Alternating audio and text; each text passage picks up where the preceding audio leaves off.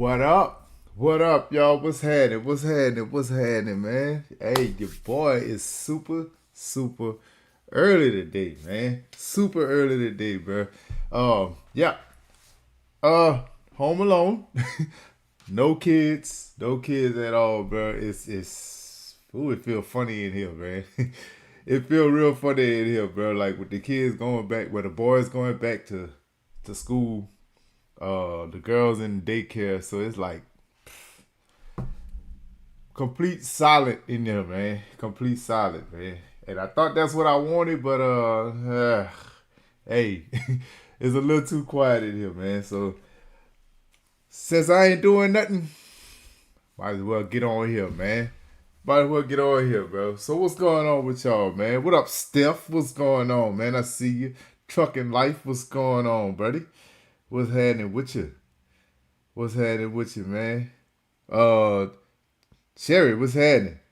What's happening? What's happening? What's happening, man? I see y'all, bro. I see y'all, man. All right, bro. Um,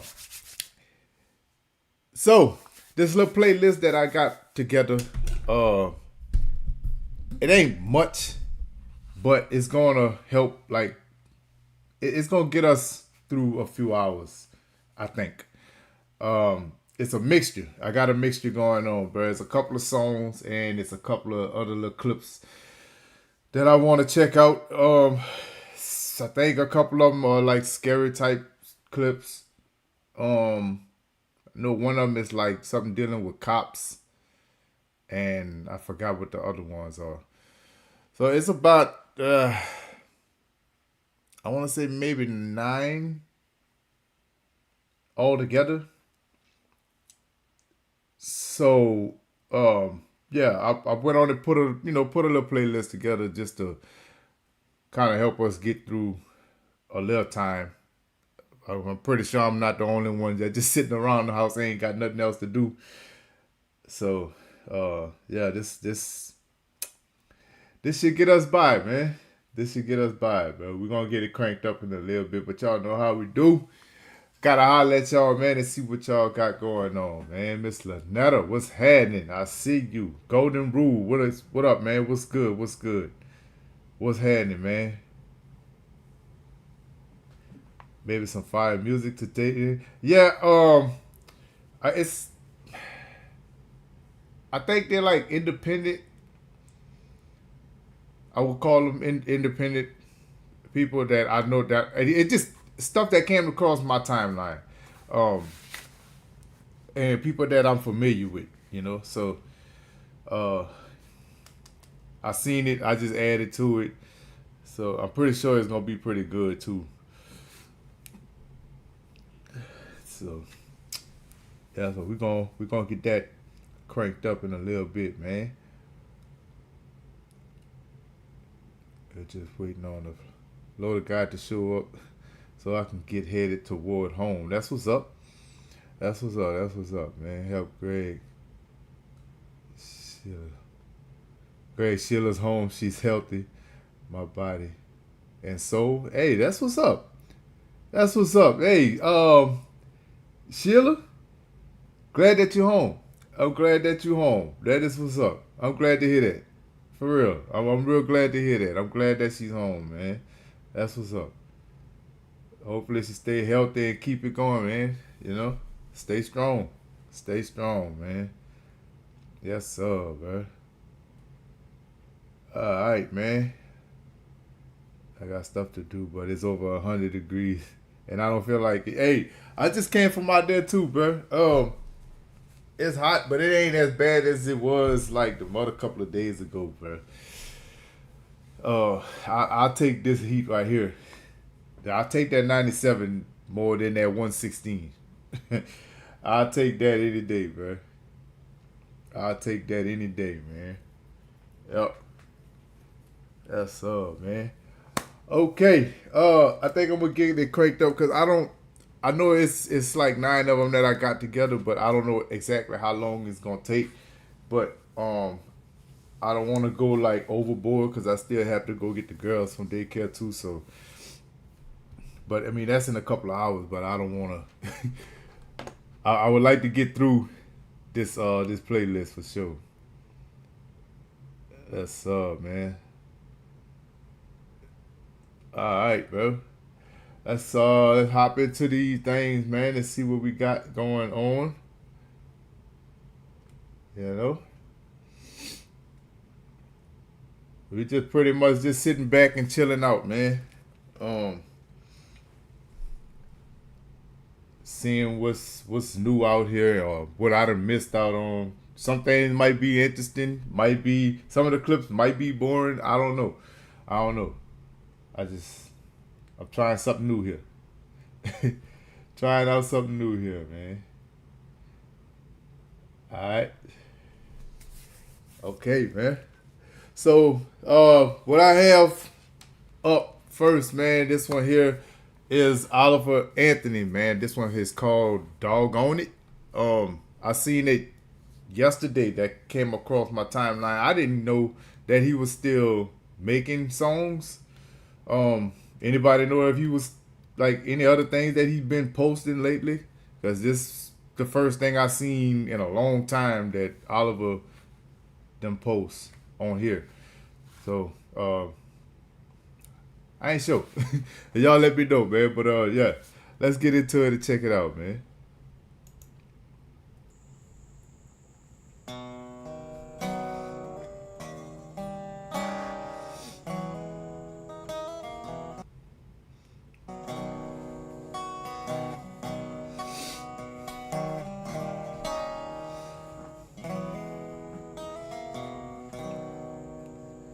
Lord, my head's been hurting, my back's been aching, the water's drying up, there's a war in the making.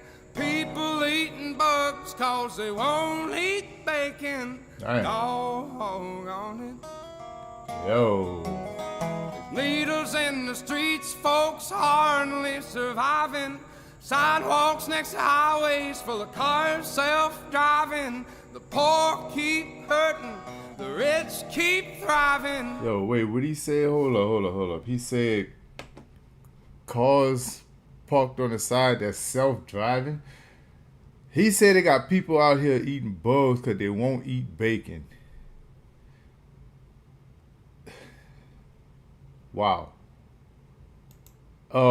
I know things is things are getting, well, I ain't gonna say getting, they are rough, but it's getting worse as the days go by as well. But man, he pointing out a whole lot of points though. He really is. The water's drying up, there's a war in the making. People eating bugs cause they won't eat bacon. Doggone it. Needles in the streets, folks hardly surviving. Sidewalks next to highways full of cars self-driving. Poor keep hurting, the rich keep thriving. Facts. Doggone it. Ooh. There's a little town somewhere, the only thing you hear at night is that old mill humming. The only time traffic backs up is when that old sweet Norfolk Southern train's humming.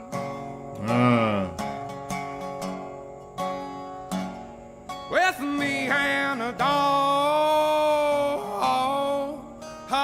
on it. Man, bro, I forgot how Oliver sound, dude. I really forgot how his style is, bro. This is one of a kind right here. The way that he delivers, like his style of singing, with that voice, with making his voice do that little skip sound, man. Bro, this dude here, he's something else, man. I love how he's always pointing out true factors. Like, they can't touch him for number one. You know what I'm saying? Like, they can't touch him, so he get to speak on whatever he want to speak on. That's the beauty of it right there, man. With me and a dog on it. Yeah, love the way he sings. Just me and a dog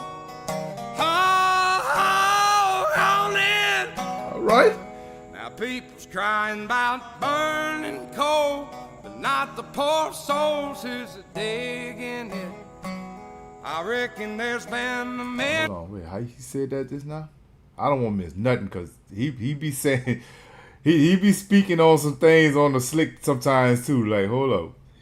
Hold on. People's crying about burning coal, but not the poor souls who's a digging it.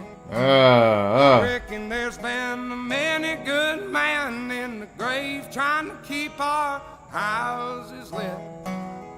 Facts. Down in the oil fields and the pipelines and the linemen and the coal mines. So we can sit at home and plug in our newfangled bullshit. And Republicans and Democrats, Lord, I swear they're all just full of crap. I ain't never seen a good city slicking bureaucrat. Yo, see what I'm saying? He can speak on whatever he want to, bro. He said like both sides, both of them crooked. Like no matter how you try to defend it, like well, one may be better than the other side, but bro, come on, we got to be real. Like it's still crookedness in each side, regardless. You know what I'm saying? Like, that's just the world itself. That's just the world itself, man. We already know how the government coming with it, bro. Off the bat. Democrats, Lord, I swear they're all just full of crap. I ain't never seen a good city slicking bureaucrat. But there's a little town somewhere. The only thing you hear at night that old mill humming. Only time traffic backs up when that old sweet Norfolk Southern train's humming.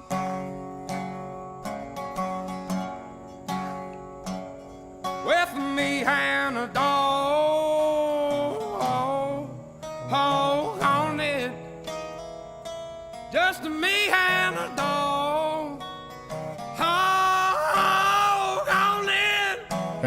Get it in, boy. Lord, my head's been hurting, my back's been aching, the water's drying up, there's a war in the making. People eating bugs cause they won't eat bacon. Dog on it.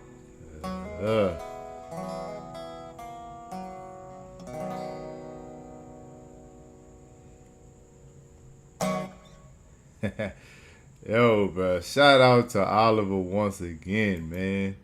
It's been a good while since I heard this guy's voice, bro. It's been a while since I heard Oliver's voice, man. He spoke on a good bit of facts though, man. But my boy said that the water is drying up. People eating bugs because they won't eat bacon. And he said there's a war coming, like. I mean, if you don't see that by now, you know what I'm saying? Like, I don't know what you've been paying attention to, but it's pretty much happening as we speak. So, yeah, Oliver definitely touched on some strong points, man. On some strong points, bro. And that what he said about the cars self-driving, I'm guessing he talking about like them electric cars, right? With the like them Teslas and stuff. They can keep that. They can keep that. I do not want none of that, man. I mean, nothing against people that want them, but I'm just not. I'm not a fan of them, man. So yeah, shout out to Oliver, man. Dog on it. Hey, another hit in my book, bro, because he speaks on things others is afraid to even say. But like I said, they can't touch him. So hey. Do your thing, Oliver, man. Do your thing, bro. I enjoyed that, man. Yes, sir, bro. Man. Hey. Oliver. I forgot how Oliver sound on songs, bro. That his voice, I haven't heard his voice in a long time. I forgot that's how he delivers on his song, bro. That dude voice, like, it ain't no high pitched voice or none of that. It's his own voice that he's not afraid to push to the limit, no matter how it sounds. He gonna let it out. He gonna let it out, bro. That's what I like. It's almost like he's showing that pain when he sing like that to the top of his lungs. I like that, man. I like that. That's so, man. Man. Carl, what's going on, buddy? What's going on, man? What's happening with you, bro? Shit out of your face. That's so, man. Hippie Joe, what's good, buddy? I see you. What's happening, man? What up with you? What up with you, man?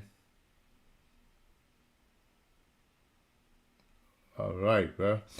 So, you talking about more bacon for me? Yeah, I'm sticking with that gas, man. I ain't doing that. I ain't doing that, bro. I love the gas cars. I want you to hear me when I'm pulling up. I don't want to just creep up on you like that, you know? Know what I mean?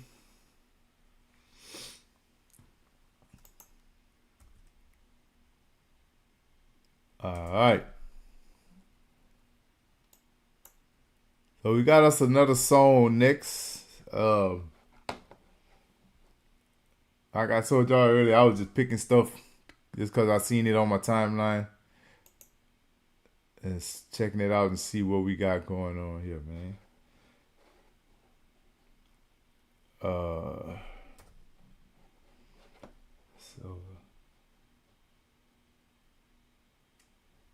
right, here we go.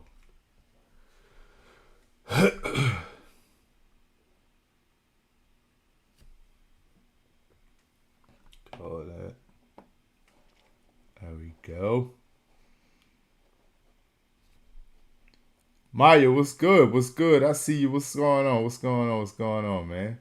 Hey, but I appreciate y'all all coming through too, bro. Coming through and hanging out with your boy, checking me out. I don't care. I don't care if you're just passing through. I don't care if you're just passing through, man. What's up with you? What's up with you, man? What's up with y'all, bro? Hey, hit that like button while y'all here too, man. Do your boy that favor, bro. Go ahead on and pop that like button while you're here. All right. Let's go ahead on and get back into it, man.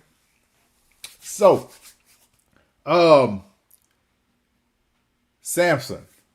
We back with another Samson one, man. This one here is named Silver, bro.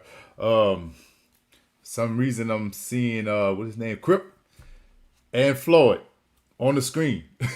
So we're gonna go ahead on and hop into this here, bro, and check this out and see what they got going on in this one, man. Let's get it. All right, I got a new word for you to rhyme, Samson, if you're watching this. Knock, knock. Who's there? Orange. Orange who? Make a rap rhyming the word silver. Yeah, you thought I was going to say orange, didn't you? No, silver is fucking hard to rhyme with. There's like only a handful of things. So if you're a true rapper, true penmanship, true to the heart of rap, try silver. I got ears, Joe. I hear things.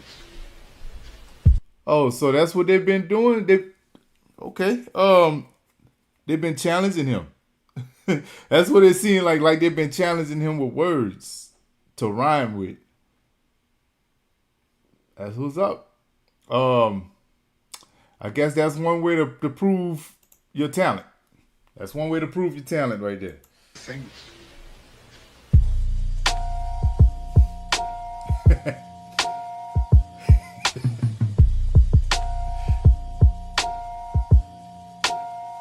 Yeah, it's just a little bit about dollar bills and about the checks. I mean, come on, we all got a little amount of debt. We all got responsibilities, mouths that need to be fed, groceries, gas, water, electric, children, houses, and pets. It's a necessity. but there's still Okay, Samson, I don't need you to remind me of everything that stresses me out. I don't need you to remind me about it, man. But hey, he telling the truth, man. Like that's basically adult life right there. Basically adult life right there, man. He said we all got a little amount of debt. I don't know if you should call that little, but it's pretty major. It's pretty major. dollar bills and about the checks. I mean, come on, we all got a little amount of debt. We all got responsibilities, mouths that need to be fed, groceries, gas, water, electric, children, houses, and pets. It's a necessity. Yep. But there's still a balance that's kept. I'ma make my dough, but I ain't selling out for the bread. I wouldn't do that, but I kill for an ounce of respect. I'm getting first place. You'll never see silver around my neck. Yeah. I'm building. Yo, first place, gotta get that gold, baby. My man said you'll never see silver around my neck. Come on, man. Oh, bro. Samson be talking his. Samson be getting it in, dog. Yo, I like how he said that, man. Oh, look. Balance is kept. I'ma make my dough, but I ain't selling out for the bread. I wouldn't do that, but I kill for an ounce of respect. I'm getting first place. You'll never see silver around my neck.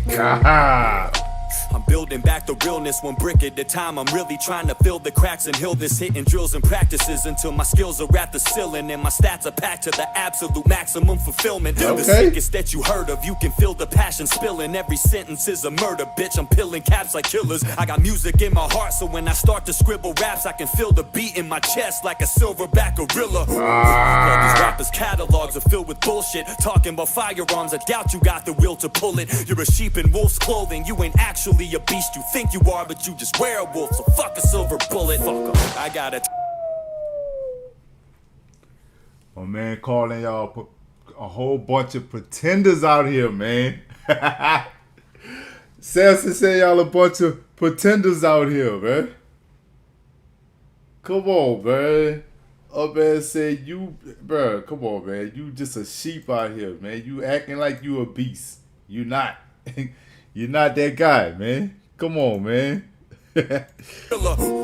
All these rappers' catalogs are filled with bullshit, talking about firearms. I doubt you got the will to pull it. You're a sheep in wolf's clothing. You ain't actually a beast. You think you are, but you just wear a wolf. So fuck a silver bullet. I got a titanium frame designed and built for fighting, bones coated in chrome to ensure I'm always still surviving. So if we battle and you did as much as cut me, you'd be lucky. That's the only time you'd see a silver lining. I spray my mouth with silver paint before I fight, like Mad Max. So when they say I'm silver tongued, it ain't because I like to chat. It's like the dollar's about to crash, so I just stack these silver bars. I could probably use this verse to barter in the Civil War. My name is Samson, bitch. You know there's not one realer. I rock the whole entire foundation and topple pillars. I know you heard of me. Quit acting like you're not familiar. Now I'm done with this shit. Yo, Crypt, here's your song with silver.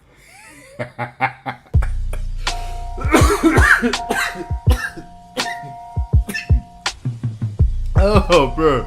For him to call his name out like that, though. Yo, for him to actually call Crip Dave out like that, man. Like, let them know, hey, here you go. This what you wanted? Here you go, man. But that line, what he said about he going for first place, you would never see silver around my neck. Like, my man pretty much saying, bro, I'm not settling for nothing else. When I come out, bro, I'm coming out hard, man. It's first place or nothing, dog. Like, off the bat, man. God, hey, Samson ripped that, dog. He ripped that, man. But if that's what they doing, like, out here challenging him with, like, words to rhyme with, and to be honest with you, he was actually using the word in his bars more than he was, like, actually rhyming them, but it was making a whole lot more sense when he was doing it that way, though. Like, with the silver back and the silver bullet and, like, just, bro, he was killing it. He was killing it, man. Shout out to Samson, dog. You did your thing. You did your thing, man. Wow. I enjoyed that, man. Dog, Samson was, ooh, yeah. I didn't know that's what they was doing, man. So I seen the other one with Floyd in Crip one. So I'm guessing Floyd did the same thing. I'm guessing. I ain't sure. I'm not sure. Yo, I did not know I was dropping frames like this, bro. If y'all see it skipping and buffering, that's not on y'all end. That's me. That's me. I'm noticing that's what it's doing over here. Hopefully it stopped, cause we don't need all that going on this live right here, man. Don't need all that, bro. Shane, what's good, man? Miss Carissa, I see y'all. Kim in the building. I ain't know y'all popped up in here. When y'all snuck in here, man. What up? What up with y'all? What's going on, man? Shane said he hiding in his sleeper. What's happening, man? Oh my goodness, bro. Just stopped in to say hi. I'm at work. Oh. Oh. What up with y'all, man? I did not know y'all slid up in here, man.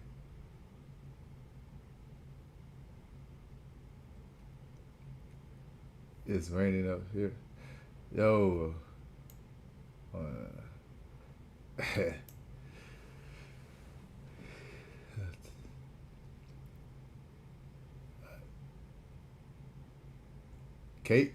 Cadence, what's going on? What's happening with y'all, man? So for y'all that don't know, I'm just like, I made a little playlist. I'm just going through it just to kind of kill time and have something to react to. I know some of y'all that's in here, y'all kind of know. I think I said this last week. I don't know if I'm gonna be able to go live tonight.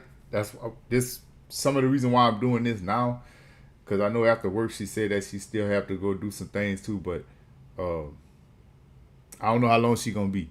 So a live tonight is not guaranteed, but I'm just doing one for now, just to see.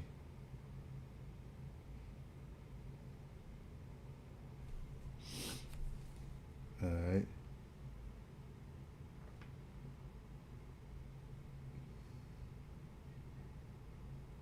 Yeah.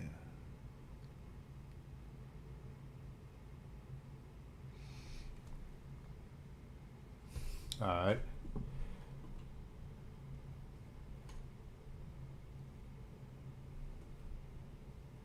You're right. All right, man.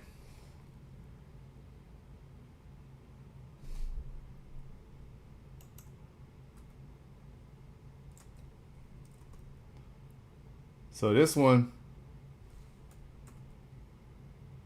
hold up.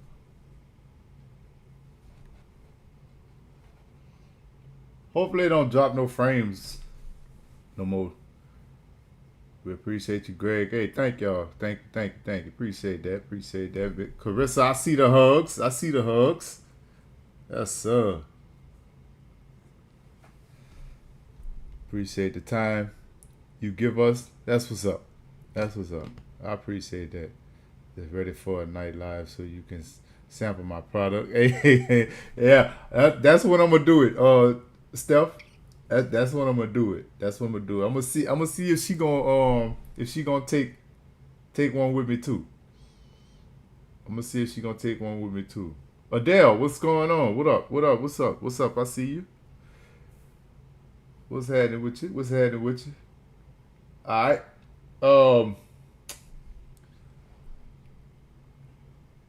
So, Mr. Ballin, I haven't done any like reactions to this guy, and I know it's been over a year, bro. I actually forgot about him, and I'm subscribed to the guy. So, we're gonna check this one here out, man, and see what he got going on in this one here, bro. Because this one here is called The Most Terrifying Night in the Woods Story I've Ever Told. So let's see what he talk about, because I know he tells real good stories, bro. Real good stories. So let's get it. Today's story is a classic, scary cabin in the forest story, but with a very big plot twist at the end. But before we get into that story, if you're a fan of the strange, dark, and mysterious delivered in story format, then you've come to the right place, because that's all we do, and we upload once a week. So if that's of interest to you, the next time the like button is looking to adopt a pet, tell them you just rescued a puppy and you'd love for them to adopt it. And when they say yes, go ahead and drop your puppy off, but don't tell them that your puppy is actually a hangry saltwater crocodile. Also, please subscribe to our channel and turn on all notifications so you don't miss any of our weekly uploads. Okay, let's get into today's story. Oh, man.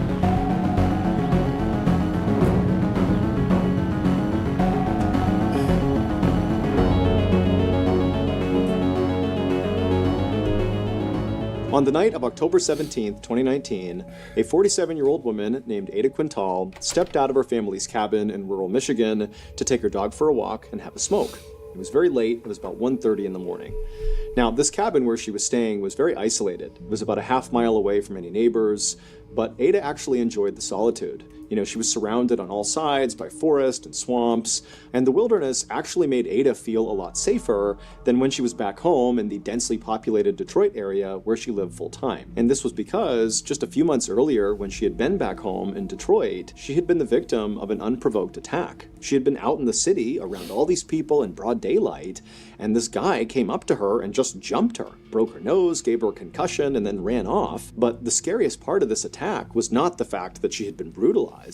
It was that this guy did not appear to have any reason to attack her. He didn't know Ada, and Ada had not been robbed or anything. It was like he just randomly identified her and attacked her. And the guy had never been caught. And so this ordeal had had such a profound impact on Ada that it really began to affect her health, both mentally and physically. She started to just kind of decline. And on top of that, she had been laid off from her engineering job. And so now she was unemployed and seriously depressed. And so recently, when Ada's uncle had called her and offered to pay her to come out and live in this 2-story family cabin and fix it up for the winter, Ada had jumped at the chance. I mean, not only would this solve her unemployment issue, but also she loved this cabin. It had been in her family for 75 years, and some of her fondest childhood memories were in this cabin. Hey. And so she looked at this as a chance to kind of get away from the city and just be in her happy place and kind of reset and recover from the trauma of the attack.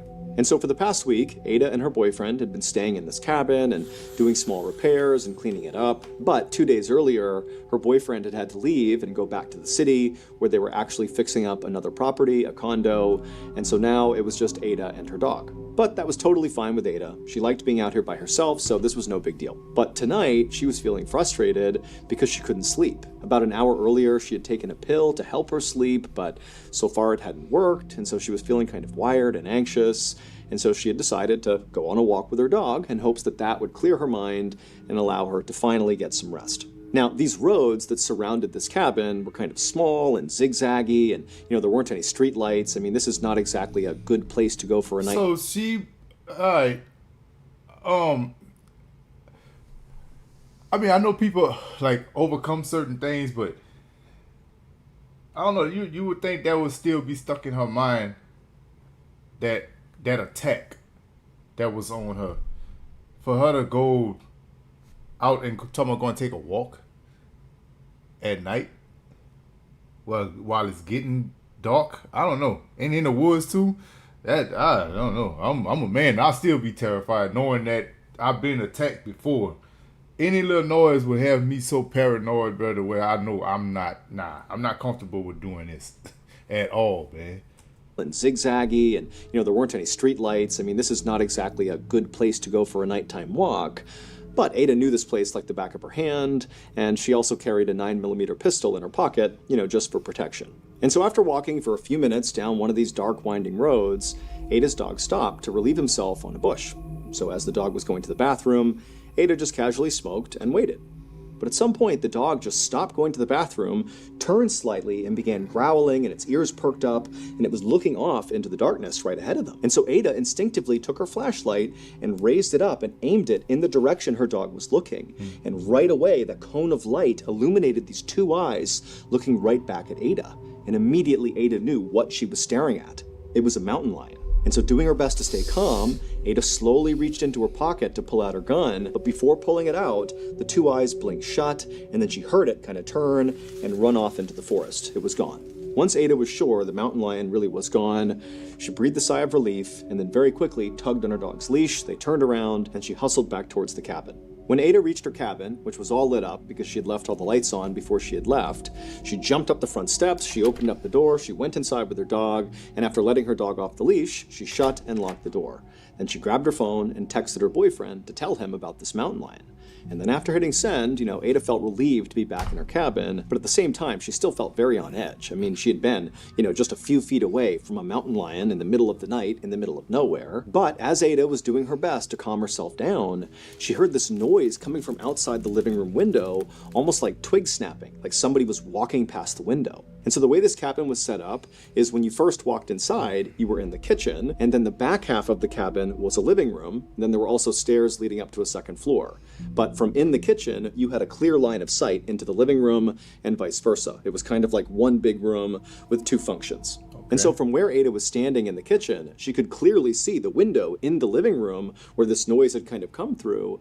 But because the inside of the cabin was all lit up and the outside was dark, from her perspective, all she could see was a reflection on that window. So to look outside that window to see what had made that noise, she would need to get right up next to the window.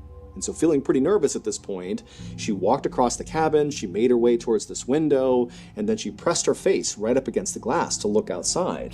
But all she saw outside was just darkness. I mean, there was nothing out there. And so Ada stepped back from the window and started to wonder if maybe the sound she had just heard was maybe that mountain lion. Maybe it followed her back here. That was terrifying, but at least she was inside. But also she was thinking to herself, mountain lions are not known for being aggressive towards humans, and they wouldn't come up to her cabin like this and prowl around outside. That's just not what mountain lions do. But Ada didn't really have any other explanation, and so she told herself, it's gotta be nothing, there's nothing out there, this is a safe place. And so she kind of forgot about the noise, and she took off her coat and put her stuff down, and then she sat down on the couch in the living room, turned on the TV, and tried to relax. But only about 20 minutes later, when Ada had finally relaxed and was even thinking about getting into her bed and going to sleep, she heard another noise coming from that same window in the living room. And this time, when she looked up and looked out that window, despite the reflections inside the cabin, she could clearly tell there was something moving outside of her cabin. And it was definitely not a mountain lion. It looked like a man. And so Ada had to stifle a scream, and then instinctively she lunged for her gun on the coffee table and then darted behind the couch and crouched down to make sure whoever was out there couldn't see her.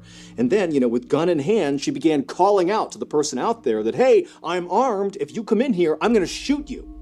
But it was just silence. And then Ada strained her ears to try to hear. Y'all think that's a good idea to do? First off, she screamed. Like, whoever out there, yeah, they might know somebody is inside, but they might not. I don't know. Making noise is just, it's I don't know. It's like a no-no. Like, you'd already scream and then you yell saying that you're armed. Some people like to take that challenge, like, you just might be saying that for no reason, or you just might be trying to say that so I can get away. Bro, it got a lot of people that wants you to show them that you bought what you saying you gonna do or what you have, or show me you gonna use it, type of thing, bro. No, I don't think that's a good idea to do. Here, I'm gonna shoot you. But it was just silence. And then Ada strained her ears to try to hear any sound that would give away where this person went. Were they still outside that window? Had they moved somewhere else? But all she could hear was the sound of the wind whipping outside and an owl hooting off in the distance. But then, right as Ada was starting to wonder, did I really see somebody out there? Is this all in my head? That's when she heard the distinct sound of footsteps on her front porch. And so again, Ada had to stifle a scream and she darted to the other side of the couch, preventing the person from the front of the house to seeing her now. Then she grabbed her phone and she was dialing 911 and she was about to hit call when she stopped herself. And she began to wonder, am I just totally overreacting here? You know, I don't know if there's somebody out there. I could be hearing things. Or maybe it's just like an animal or something. And also, deep down, Ada knew that ever since that attack in Detroit that summer, that basically everything scared her. And she was starting to wonder if maybe she was just being totally paranoid and there was nothing going on. And she didn't want to embarrass herself by calling 911 and having them come out here and finding nothing. And so Ada decided she would call her boyfriend, and so she called her boyfriend, and as the phone is ringing, she's listening intently for any other footsteps outside, but she can't hear anything. And then her boyfriend, he didn't pick up. It's also like 2:30 in the morning at this point, but her boyfriend doesn't answer. And so after that, she tries calling one of her friends, and her friend does pick up. And right away, Ada just began telling this friend about all the things that had happened that night, from going out and seeing the mountain lion, and then coming back in, hearing the sound, and now hearing the footsteps on the front porch. And, she was worried that maybe she was just making it all up, but she was still really scared. And even though Ada was trying to be composed as she was telling her friend, her voice began to crack and she began to cry because she really was scared. And the friend just said, look, I'm going to call the police on your behalf. It seems like it's worth having them come out just to make sure you're really okay. Give me the address and I'll tell them where to go. And so Ada would give her friend the address, but she told the friend, thank you, but do not call right now. Just please stay on the phone for a minute and let me just do a quick investigation. Let me look out the windows, and just really make sure that this is nothing before you call the police. And so the friend said, okay, look around, but then I'm calling the police. And so with her phone and her gun in hand, Ada very carefully crept out from behind the couch, keeping a low profile, staying below the sight line of all the windows. And she crept from the living room into the kitchen towards the front of the house. And she walked over to the sink and she very slowly raised her head until she could just barely peek through the window right above the sink that overlooked the front porch. Because remember, that was the last place she had heard sounds, from the front porch. And so she very carefully peeks and looks out the window. And there's nothing there. Nobody's on the porch. It's just empty, dark forest. She's safe. Ada let out a relieved half cry, half laugh, and then stood all the way up and felt totally ridiculous because clearly she had just imagined, all these people wandering around the outside of her house. And so she was about to tell her friend that, hey, sorry, there is no issue here. Don't call the police. But before she could get the words out, Ada happened to turn around and was looking back towards the living room, and she froze. Because there, in that same window she had heard those sounds coming from in the living room, was now the silhouettes of two men, clear as day, just looking in the window right at Ada. And so acting purely on instinct, Ada just raised her gun. Bro, yo, you talking about... Same thing that dog was doing against them bushes early in the story? Relieving itself? Oh, yeah. That would have been my moment right there. Right there, bro.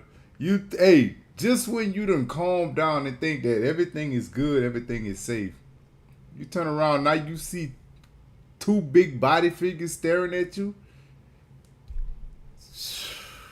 Boy, you talking about stomach hurting immediately. Good night. Whoa. Whew.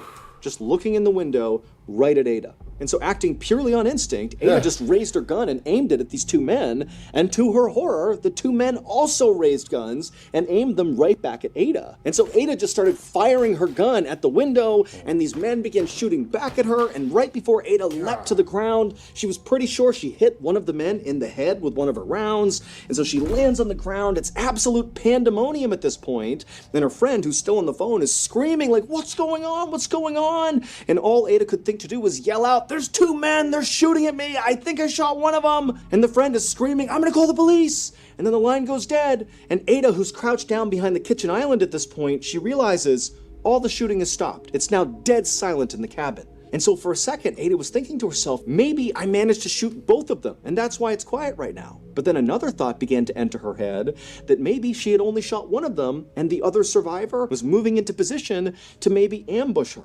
And so as she's running through what she's gonna do, she hears this horrible, loud thumping sound right above her in the second floor of the cabin. My goodness. Now, Ada knew at this moment she should just get her dog and run. Because if this second shooter has survived and has now come into her cabin and is upstairs, that means the forest is now clear and she can make a run for it. But as she sat there by the island, still clutching her gun, in this beloved family cabin of hers, she began thinking about the fact that ever since that attack in Detroit over the summer, that had totally wrecked her life and made her scared of everything. And so as she heard the sound of whoever this was marching around in her second floor, she made a decision. She was going to stand her ground and fight. And so she took a deep breath, she stood up, and with gun in hand, she made her way to the stairs and began to go up.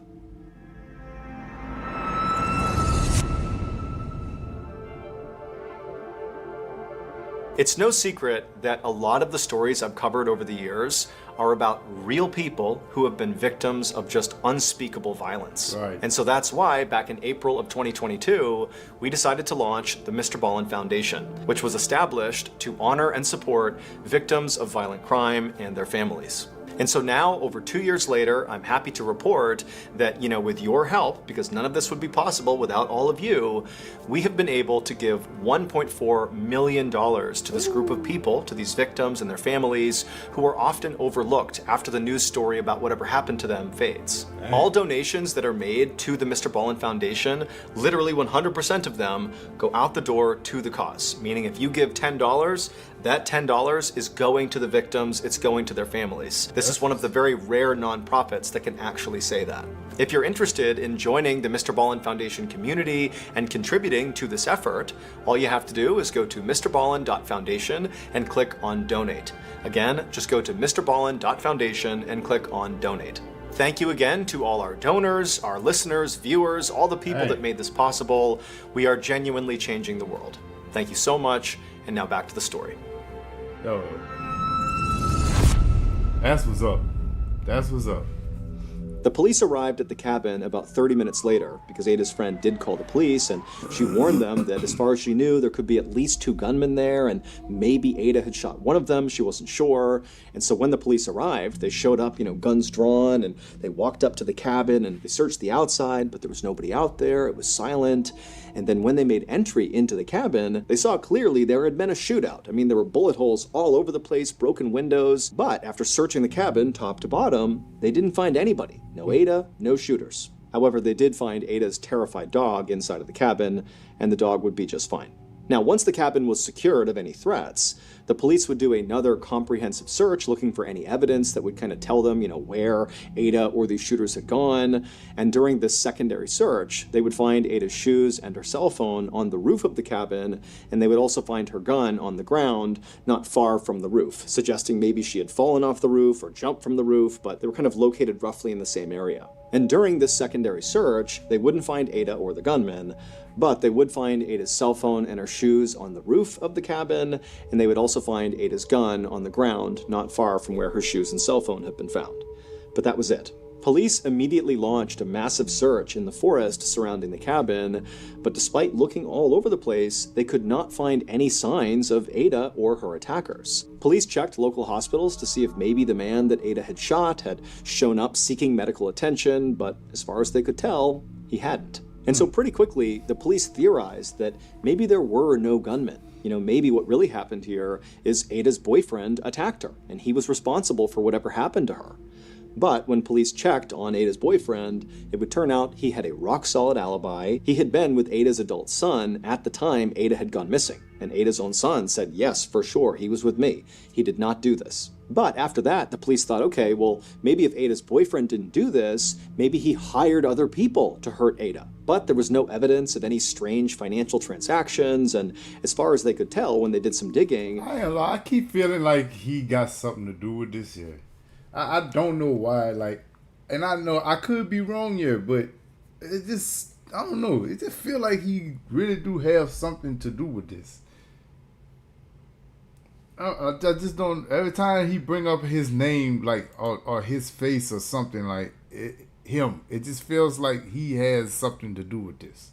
But when police checked on Ada's boyfriend, it would turn out he had a rock-solid alibi. He had been with Ada's adult son at the time Ada had gone missing, and Ada's own son said, yes, for sure, he was with me. He did not do this. But after that, the police thought, okay, well, maybe if Ada's boyfriend didn't do this, maybe he hired other people to hurt Ada. But there was no evidence of any strange financial transactions, and as far as they could tell when they did some digging, there was no strife in Ada and her boyfriend's relationship. So there was no clear reason why he would want to hurt her. And so that lead also kind of fell flat. Police would confirm that Ada was attacked that previous summer by this random guy in Detroit, and so for a little while they speculated that, maybe this guy, this attacker, who had never been caught, had maybe tracked Ada down to finish off the job. But that seemed so far-fetched and just unlikely that basically was shut down as well. And as the days passed, the evidence that was coming in only made the case more confusing. For example, there were all these bullets fired during this big shootout in the cabin, and when they examined the actual bullets they extracted from the walls and the floor and the ceiling, they were all from Ada's gun. However, outside and inside the cabin, they found all these different shell casings, suggesting that those bullets had been fired from different weapons, i.e., maybe the attacker's weapons. And so as the weeks passed by and Ada and her attackers were not found, people began to speculate that, maybe this was all an elaborate setup by Ada just so she could disappear. Or other people thought maybe she was abducted by aliens. I mean, there were lots of theories surrounding this, but basically nobody knew what happened. And then pretty soon, the case just went completely cold. That is, until December 21st, 2019, so about 2 months after Ada's disappearance. And on that day, Ada's family decided to drain a pond that was near that cabin in the woods. At this point, the family was so desperate for closure that they were prepared to do just about anything to find Ada and to figure out what happened to her. Right. And so even though this pond had previously been searched by the police, they drained this pond, and sure enough, they find Ada. She was deceased, and her body was found about 300 yards away from the cabin, and she was covered in only about a foot of water. Now, initially, the speculation was, well, here you go. She must have been chased out of her cabin by these attackers, and she was shot and killed, and this is where she fell. But after a quick examination of her body, it was clear she had no bullet wounds on her anywhere. In fact, she didn't even have any bruises on her or any major scrapes or cuts or anything, so it didn't even seem like she had been in any sort of physical struggle at all before she died. In fact, unless she had drowned, it really just seemed totally unclear how she had died. It was not until the medical examiner did Ada's autopsy that all this baffling evidence began to make sense. It would turn out, in the wake of that horrible random attack that Ada had suffered over the summer, that Ada was actually doing far worse than she let on to her family and friends. She had basically begun to cope with her trauma and anxiety with substance abuse. And so on the night that she had died, she was likely feeling totally stressed out and anxious, and she couldn't sleep as a result. And so she had taken some Valium, which is a fairly strong sedative, and also some anti-anxiety medication. But after taking those pills, she still wasn't tired. And so that was when she decided to, go out for a walk with her dog, to clear her head, and have a smoke. But it was not cigarettes that she was smoking. She was smoking methamphetamine, known simply as meth. And meth is a very strong stimulant that people like because it makes them feel very strong and confident and alert, which for Ada was a powerful antidote to the helplessness she was feeling all the time from the attack she had suffered that summer. But one of the many downsides of meth is that it can make you extremely paranoid. And so during her walk that night, as she's smoking meth, she sees a mountain lion, which terrifies her. And then after the mountain lion trots off, it was like that jolt of adrenaline and fear from seeing the mountain lion didn't subside because of smoking meth. It was like the meth sent her into this paranoia overdrive that she couldn't escape from. And so when Ada went back inside of her cabin, she very likely did see people in her windows. But almost certainly it was just her own reflection. But again, she's in this meth-induced paranoid state. And so instead... Hold up, man. Yo. Dang. Yeah, did not see that one coming. Did not see that one coming at all, bro. Jeez. Yeah, wow. So my girl was smoking meth, and the mountain lion triggered off to where she just stayed into this stage where she just, I guess, couldn't calm herself down without even realizing it. Dang.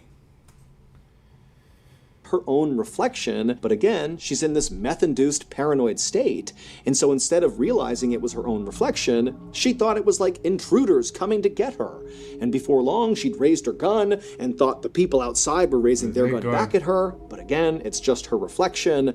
And so when she was shooting, she was basically having a shootout with herself. And then as for, the strange noises she was hearing, like the footsteps on the second floor, very likely those were just natural sounds kind of happening outside. She's out in the middle of a forest. There's lots of noises that are totally natural at night. But again, she's in this paranoid state, and so she went upstairs to confront the person and then didn't see anybody, and then police theorized that she must have, climbed out onto the roof to hide from these attackers, and then at some point, for reasons unknown, she leapt from the roof or climbed down or something, leaving behind her cell phone and shoes on the roof. She left her gun on the ground, and then she ran off into the forest, where she ultimately collapsed, 300 yards away in a foot of water, where she died not from drowning, but from a combination of hypothermia and also a toxic combination of drugs in her system. And so in the end, the danger that Ada was trying to escape was in her own mind. Before I became a professional, strange, dark, and mysterious storyteller, I served in the military. And during my time in the military, I had some pretty wild experiences. But what I remember most about my time in service was not my own stories, but rather the stories I heard from other service members. Keep in mind, service members are sent to some of the most isolated and treacherous places in the world that very few people go to. And so some of the stories that come out of those places are totally creepy and weird. And even more than that, a lot of these stories sort of stay in-house. They stay in the military just because it's kind of a cultural thing. People don't necessarily want to go out and tell the world about the totally unsettling and inexplicable thing they saw while they were deployed. It's like people might think they were crazy. But there's lots of stories like that. And so if hearing some of those crazy military stories appeals to you, well, boy, do I have a podcast for you. It's called Wartime Stories, and it's hosted by Luke Lamanna, who himself is a veteran. He was a reconnaissance Marine, which I can tell you is kind of a big deal. And so because he has access and placement, he's been able to extract some of these stories from the military, and he shares them on the show. And if you wanted to kind of generalize the types of stories you're going to hear on this podcast, it's like the strange, dark, and mysterious meets the battlefield and beyond. The Wartime Stories podcast is free, and it's available on any podcast platform. So all you have to do is, go to your favorite platform and look up Wartime Stories, or you can search for Ballin Studios because it's produced under Ballin Studios. You click on the show, give it a follow, and boom, you can start your binge. New episodes drop every Monday, so if you're a fan of the strange, dark, and mysterious, well, you got yourself a brand new weekly show. Yo, that's what's up. So man. That's gonna do it. If you want more strange, dark, and mysterious content, remember, we have a whole host of strange, dark, and mysterious... Yo, bro, hey, we're gonna have to check that out, man. Yo, Mr. Ballin, bro. The way this guy tells stories, bro, is so... Bro, he fabulous with it, dog. Like, he really can push, like, the way his tone that he uses to tell the stories, bro. It keeps you interested the whole way through, bro. He's a true storyteller, man. And I like that it's all based on true stories. Like, I don't like the fact that it happened, but it's truthful stories that he's telling, though. Man, my girl was having a shootout with herself. I did not see that one coming at all, bro. I really didn't see that one there coming at all, man. So that's why he said at the beginning of the video, he said that it was a twist to it. Like you wouldn't believe what happened. Dang, bro, that is crazy, bro. That's crazy, man. But shout out Mr. Ballin, man. That was a real good story that he told, bro. And the fact that he do that with the foundation that he made to where he help out other families on situations like this, that's beautiful, man. That's real beautiful, bro. So shout out to Mr. Ballin once again, man. That he a real one. He a real one, bro. Wow. Bro, that is crazy, bro. the way that happened, I thought for sure that that the boyfriend had something to do with that, man. I really, really thought that the boyfriend had something to do with that. But he had absolutely nothing to do with that, man. Absolutely nothing, man.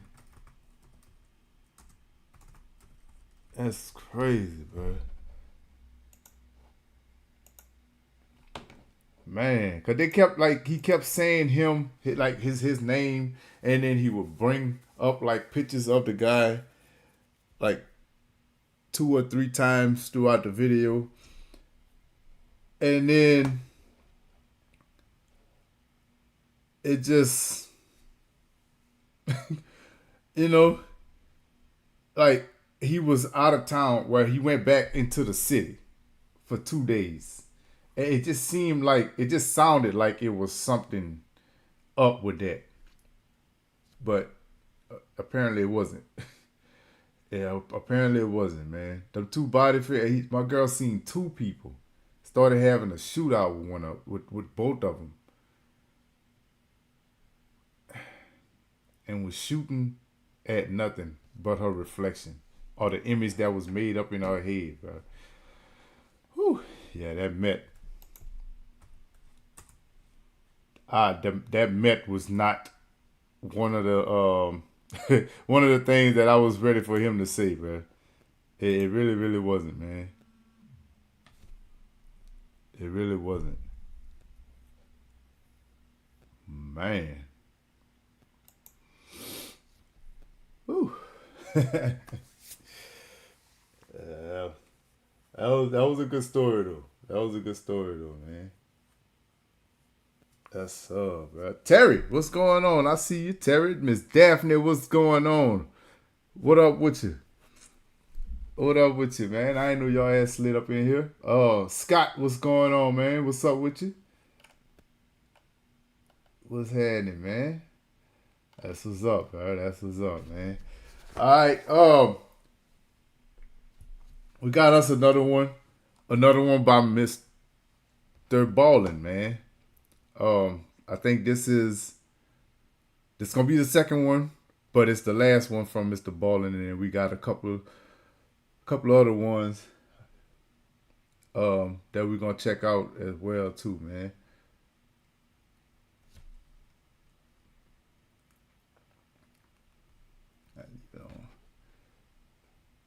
All right. Hold up. There we go.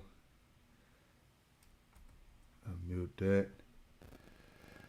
All right, man. So we back with another Mr. Ballin reaction, man. This one here is called Here's One Family You Don't Want to Double Cross.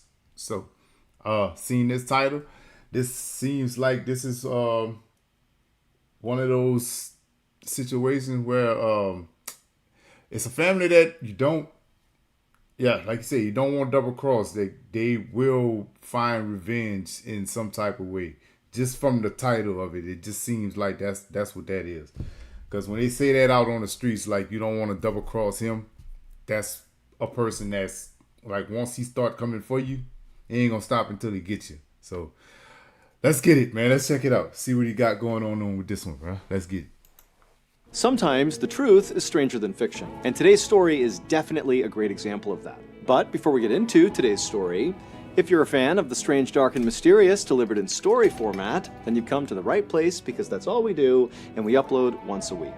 So if that's of interest to you, please call the like button to tell them you want to congratulate the newest winner of the Best Button Award, but then before they say anything, just ask them if they have the phone number for the subscribe button. Also, please subscribe to our channel and turn on all notifications so you don't miss any of our weekly uploads. Okay, let's get into today's story.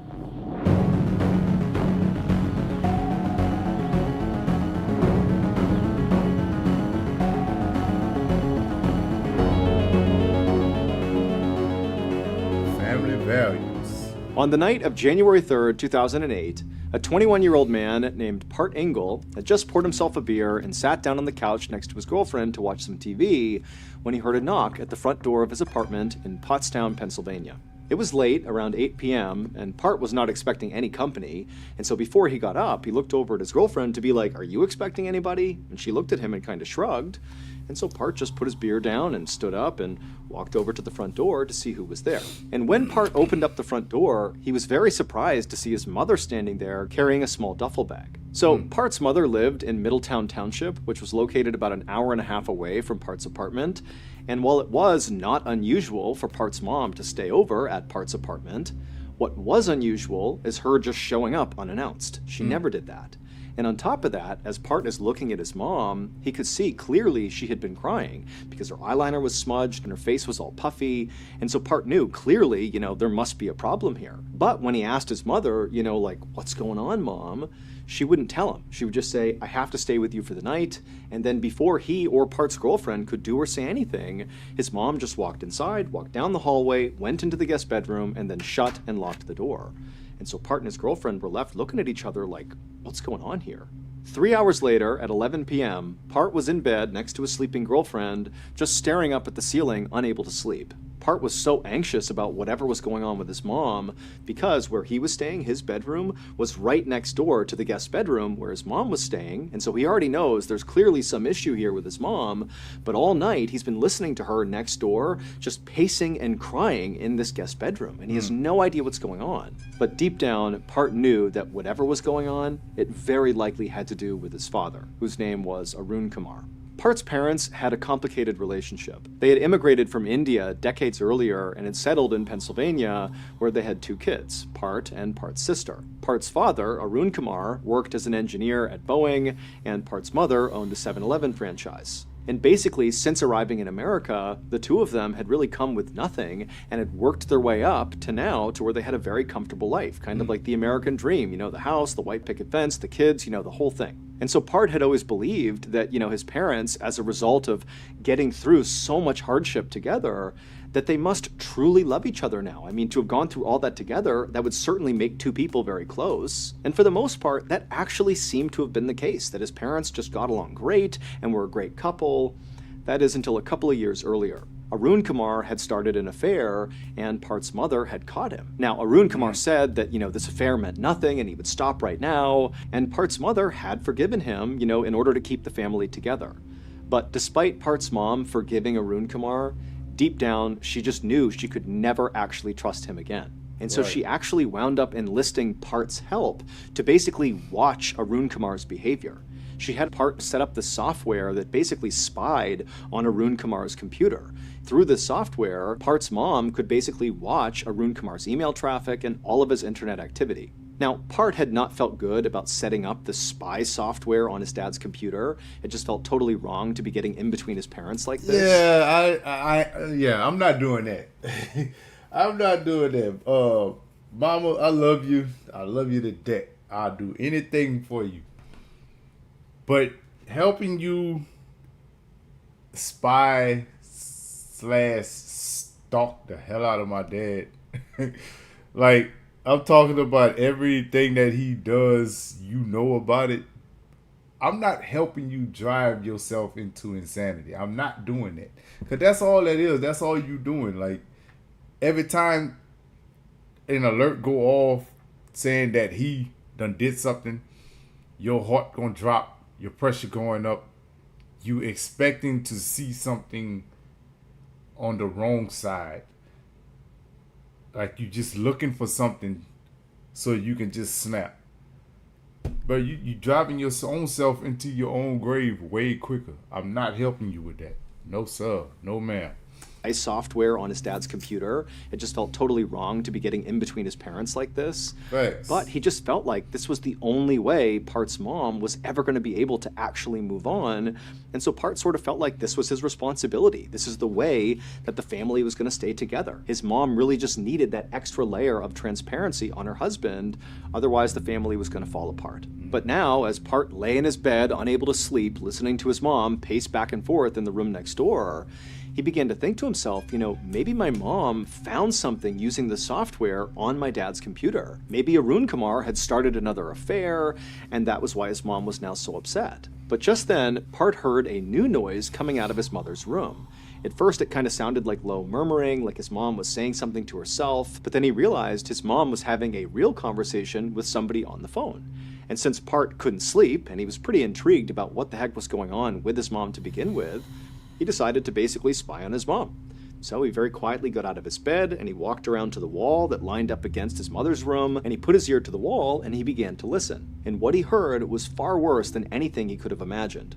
What he heard his mom saying to whoever she was talking on the phone was that she had discovered that Arun Kamar had taken out $3.6 million in life insurance policies on Part, on his sister, and on his mother. And now Part's mom was saying to whoever she was talking to on the phone that she wasn't even worried about divorce at this point. She was worried about the physical safety of her and her kids. Right. She was worried that her husband was going to kill her and her kids to get this payout. And so not long after saying this, Part's mom hung up the phone and went back to pacing and crying in the room. And Part, meanwhile, has just heard this horrifying news, and he had no idea what to make of it. I mean, he knew his dad was not a good husband, but the idea that his dad would want to hurt his wife, or him, or his sister, just seemed totally impossible. But then, as Part's standing there just kind of processing what he's heard, he began to think back to these recent behavioral changes he noticed in his father that at the time he had kind of chalked up to, maybe my dad's stressed or something.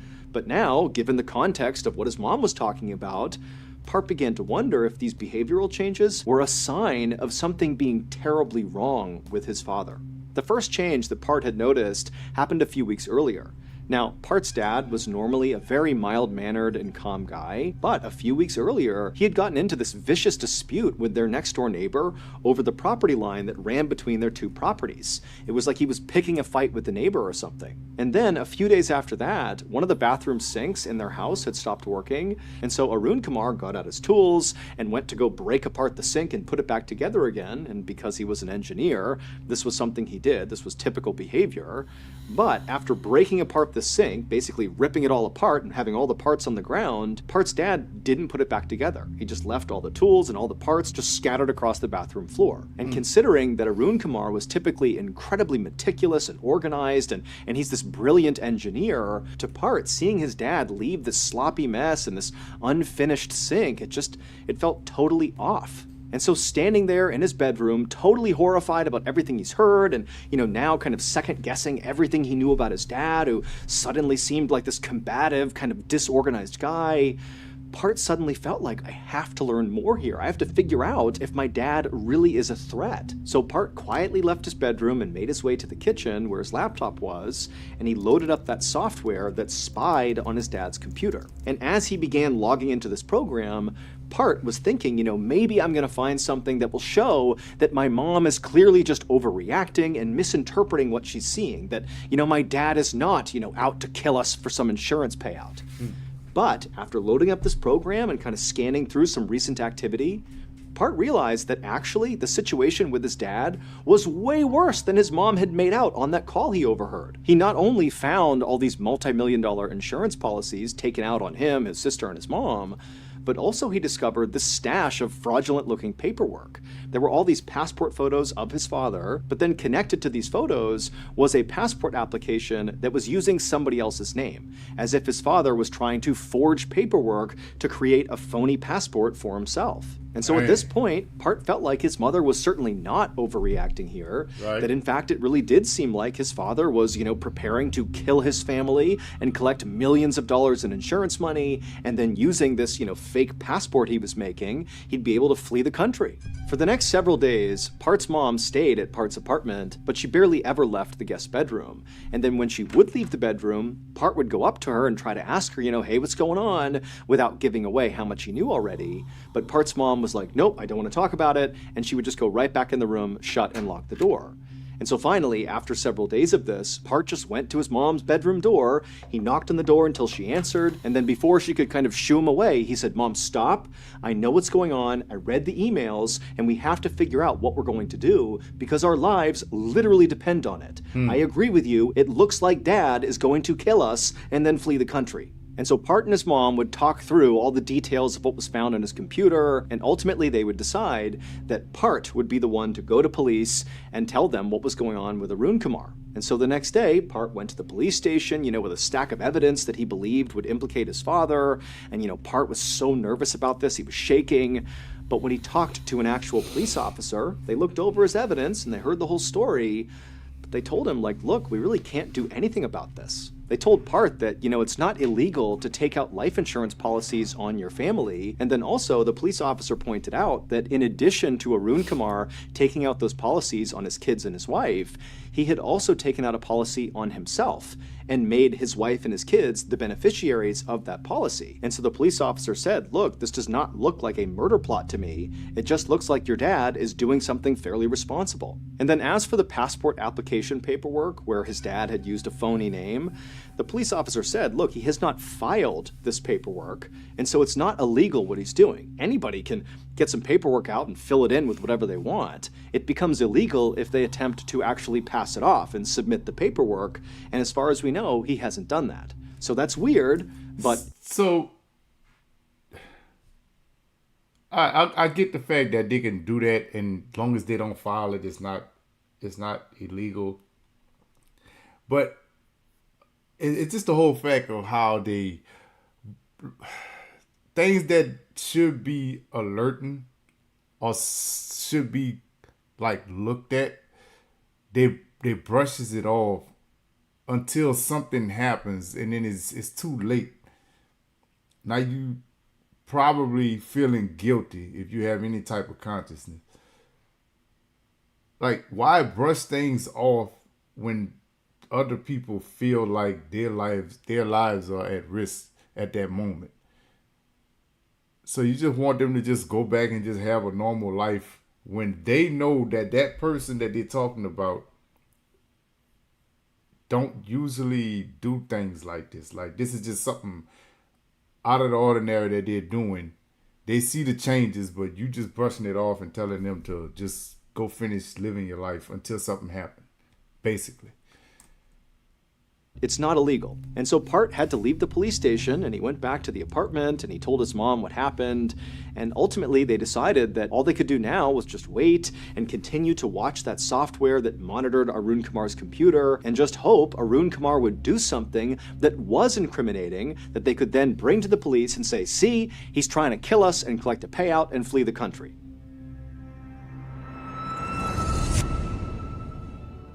Thank you to BetterHelp for sponsoring today's video. Back in 2017, I had just gotten out of the military after 7 years of service, and honestly, it was a huge struggle trying to reintegrate back into civilian life.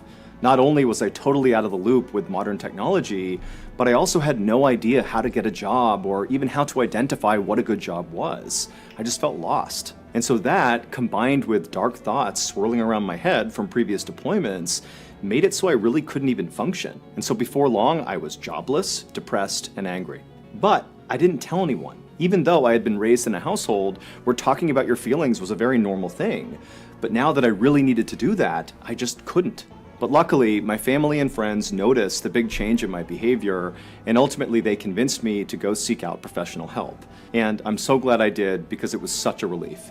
Speaking to a neutral, trained third party about your darkest thoughts is so cathartic and really promotes healing. And while of course therapy is not some one-size-fits-all solution, it is a great starting point for anybody who's struggling right now. And a great option for therapy is BetterHelp, which is entirely online. All you have to do is fill out a quick survey online, and then very quickly you'll be paired with a licensed BetterHelp therapist who is trained to listen and give you unbiased advice. Let BetterHelp connect you with a therapist who can support you, all from the comfort of your own home.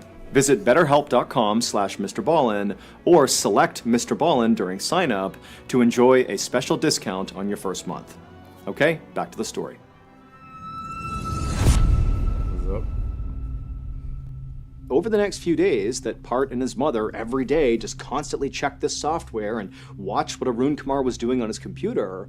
All they saw was Arun Kamar was using his computer to do work emails and really basic stuff, absolutely nothing incriminating. And in fact, over these few days, Arun Kamar would actually call Part's mom to ask her when she was coming back home again, and she would tell him that basically she was going to stay at Part's place indefinitely, And Arun Kamar did not seem upset or annoyed by this at all. If anything, it just seemed like he was really distracted and wasn't actually listening to Part's mom as she was speaking. And while this did seem kind of suspicious to Part and his mom, that basically Arun Kamar didn't care that his wife wasn't coming home anytime soon, it still wasn't incriminating. And so, Part and his mom decided to just continue looking deeper and deeper into Arun Kamar's computer to see if there was anything that could begin to explain what was really going on here. And sure enough, Part dug deeper and deeper into Arun Kamar's computer, and he did discover something. Part began finding all these emails with people back in India that kind of vaguely indicated that Arun Kamar was involved in a very sketchy deal, like a business deal. Now, again, the emails were incredibly vague, but what was clear in these back and forths in these emails was that it seemed like Arun Kamar had gotten wrapped up with some really shady people, and they were having these really nasty exchanges in these emails about this, deal that Arun Kamar seemed to be involved in. And so Part began to wonder if maybe he and his mom had this all backwards, that he, his mom, and his sister were not the ones actually in danger here, that in fact it was Arun Kamar who was in danger. Maybe because this deal, went south, and these people that he was doing this deal with, maybe they were mad at him, and so perhaps all these life insurance policies and this new fake identity were some sort of move by Arun Kamar to kind of flee the danger he was in. And so obviously, if this was true, this was still a horrible situation for their whole family, but it was markedly better than what Part and his mom had been operating on before, which was, that Arun Kamar was going to kill his whole family. And so pretty quickly, as a result of kind of thinking about this in a new way, Part's mother started feeling a lot better about the whole situation and actually left Part's apartment and went back to the house to go live with Arun Kamar. And Part himself began to think that, maybe this is not as big of a deal as we thought it was. I'm sure my dad will figure out whatever he needs to figure out here to get out of whatever mess he's in. And over the coming days, Part checked in with his mom every single day because now she's living with Arun Kamar, and she said everything was fine. And Part, he continued to check his dad's computer activity, and nothing else really popped up. It was still just the same stuff they had originally found. And so it just kind of seemed like, maybe this really is not as big of a deal as we thought it was. But on the morning of January 20th, 2008, so about 2.5 weeks after Part's mom showed up at his apartment, everything changed. On that morning, Part logged into his computer to check on his dad's computer using that software, because he was still checking it every single day. And the first thing he saw was his dad had sent this email to this woman who Part didn't know, and this woman was certainly not his mother. And in this email, his dad told this person that he had a big contract coming up, and he was going to make a ton of money from it. And then also at the end of this email, he told this woman that he loved her. And so right away, Part's thinking, okay, my dad is obviously having another affair because this is not my mom and he's saying he loves her. And also, what's my dad talking about with this big contract coming up? Is he talking about the insurance policies? Does he expect those to pay out soon, indicating that I, my sister, or my mom might be dead? And then also, the other thing that Part noticed that morning as he's checking through his dad's computer activity is he found another message his dad had sent out recently where he communicated to somebody that his father had died. So Part's grandfather had died. And also in this message, Arun Kamar is telling this person that he's going to go to his dad's funeral alone, that his wife and 2 kids were not invited to this funeral. And so Part's reading this, and he's totally devastated by the fact that his grandfather's dead, and the fact that, he's not being invited to the funeral? But again, he's thinking, oh my gosh, is that because my dad thinks I'm not going to be alive? Is this all connected, between the big contract and the fact that we're not going to be at the funeral? Is this my dad thinking he's going to enact this murder plot soon? Part didn't know, but he felt like he and his mom and his sister were running out of time and he needed to act right now. And so Part got off his computer, he called his mom, and they made a plan. That evening at around 9:15 p.m., Part got in his car and began driving towards his parents' house to go confront his dad.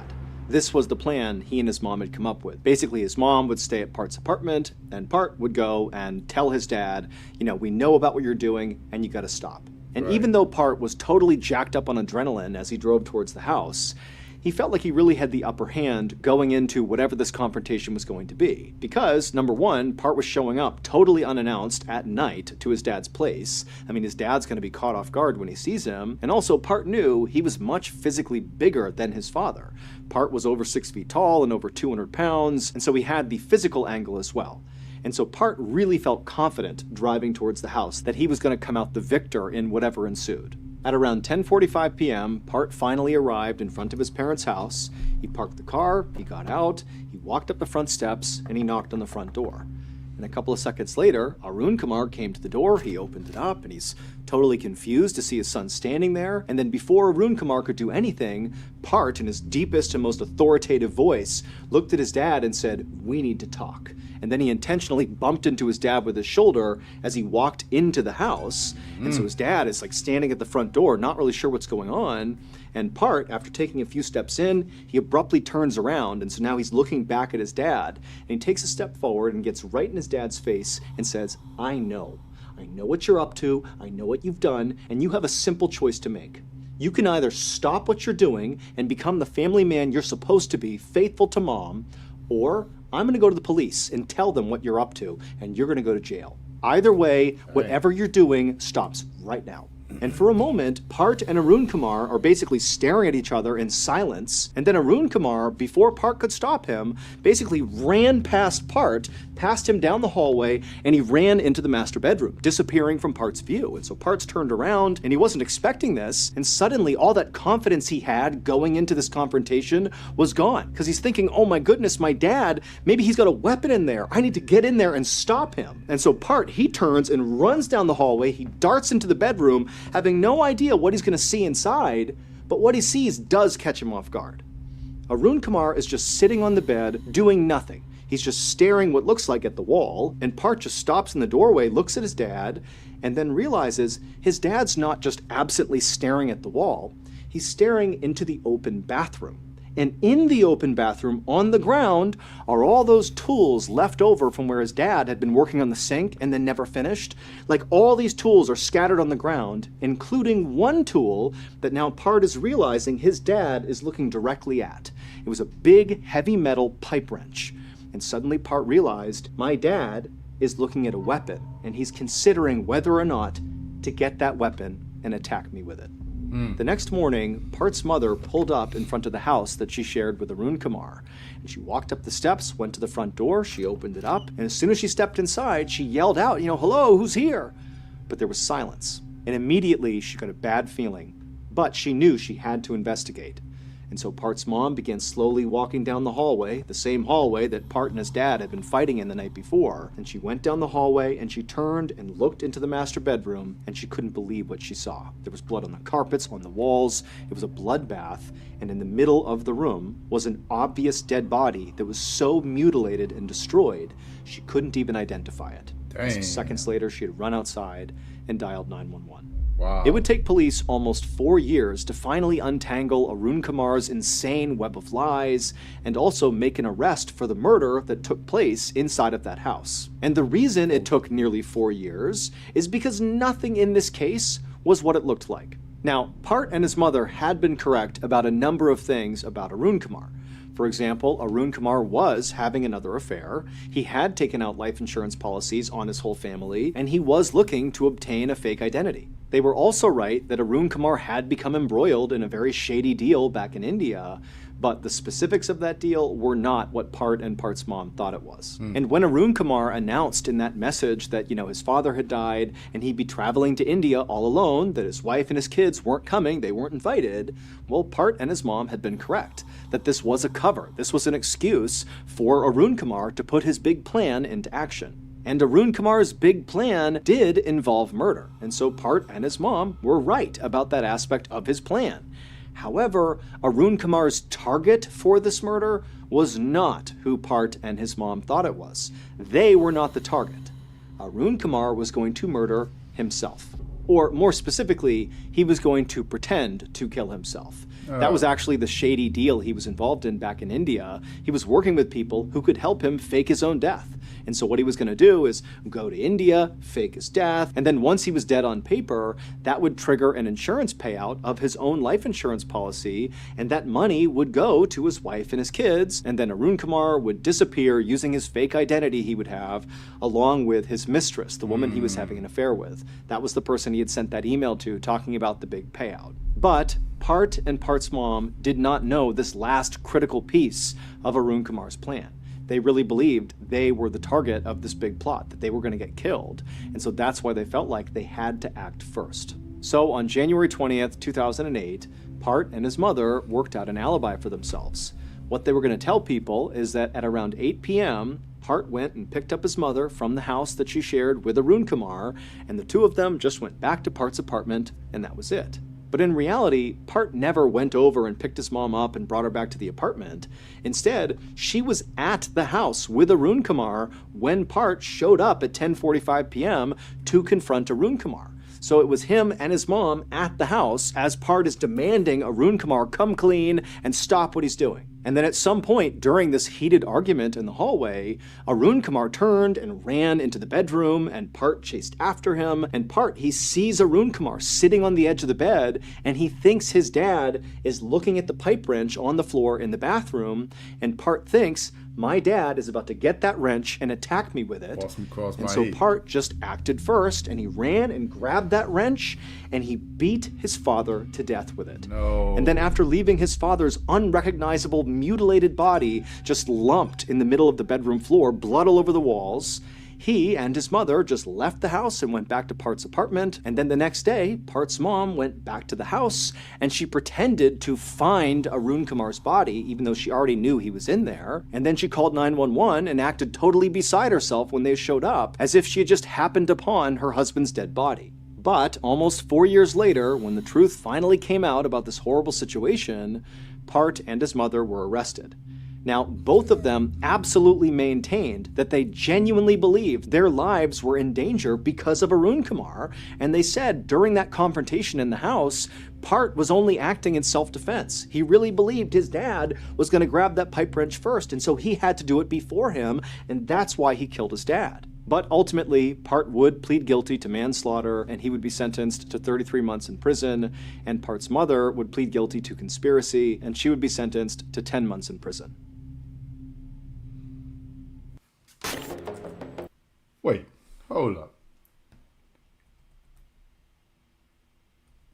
He got what? Was going to grab that pipe wrench first, and so he had to do it before him, and that's why he killed his dad. But ultimately, Part would plead guilty to manslaughter, and he would be sentenced to 33 months in prison, and Part's mother would plead guilty to conspiracy, and she would be sentenced to 10 months in prison. Huh?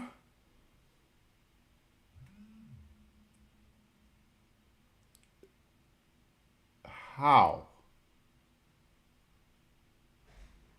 There's no way, bro. 33 months. And then, hold up, my son home. Hold on, I'm coming back. Hold on. Bruh.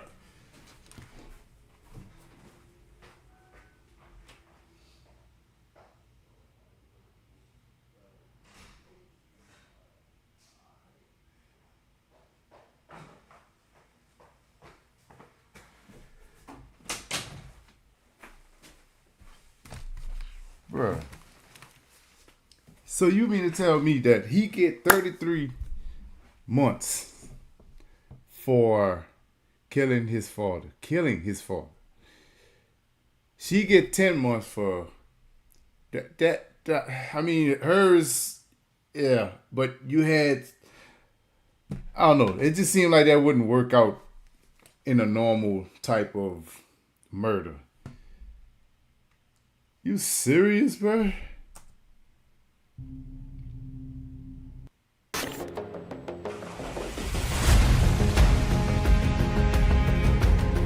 Dude, there ain't no way, man. Like, dang. That's almost like they just slapped him on the wrist for killing his own dad. Like, he'll take this little time, think about what you did, you'll be out before you know it. I don't know. That just seemed like it's not enough. We know that it's not enough.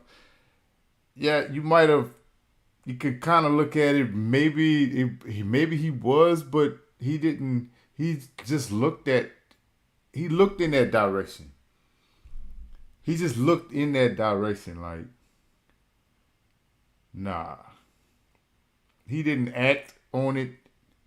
He didn't show you that he was doing, like he's trying to kill you. I don't know. That one there is kind of confusing. That one kind of confusing to me, man. But hey, shout out to Mr. Ballin as usual. Good storyteller. That situation there, I don't know. And then it took what they said it took them 4 years to get the truth out of him, and it's pretty much like a year that they get for what they done. Guess it is what it is, huh? But yeah, that was a good story though. That was a good story, man. It kept me interested, and I like that. I like it, bro. So, whew, yeah. I don't know. I just don't agree with that one, bro. I do not agree with that one, man. They just pretty much gave them a year to just sit and think about what you did. And yeah, don't do it again. That's pretty much what they're saying. Just don't do it again. Man. I wonder how they actually looked at it. Like, what all they really told them for them to not really act upon that like that, man. You know what I'm saying? Like, it's less than murder third degree. Almost like an accidental killing, but on purpose. Yeah, you said it better than I could. Our justice system is so messed up most of the time. Facts. Facts. That is facts, man. Wow, that's crazy, man. Dang. Woo. Man, that's a slap on the wrist right there, bro. That is crazy, bro. Whew. All right, man. So, this what we got next, man. Most unbelievable moments ever caught on camera. I like these type of videos right here, bro, because you never know what you about to see and what you about to get. So, yeah, let's check it out, man. The world is full of mysteries, but sometimes the most unbelievable things unfold right on camera. A good thing to know is that if you're ever leaving Haneda Airport in Tokyo, you might want to sit on the right side of the plane to be able to see Mount Fuji, the tallest peak in Japan. Dang. Yo. Starship is a spacecraft by SpaceX. It has 33 booster engines and produces... Bro, I'm about to ask a crazy question, but is that really real? Like, you flying and you can actually see that. That's nuts. The tallest peak in Japan. Starship is a spacecraft by SpaceX that has 33 booster engines and produces 3.3 million pounds of force, and it's incredible to watch.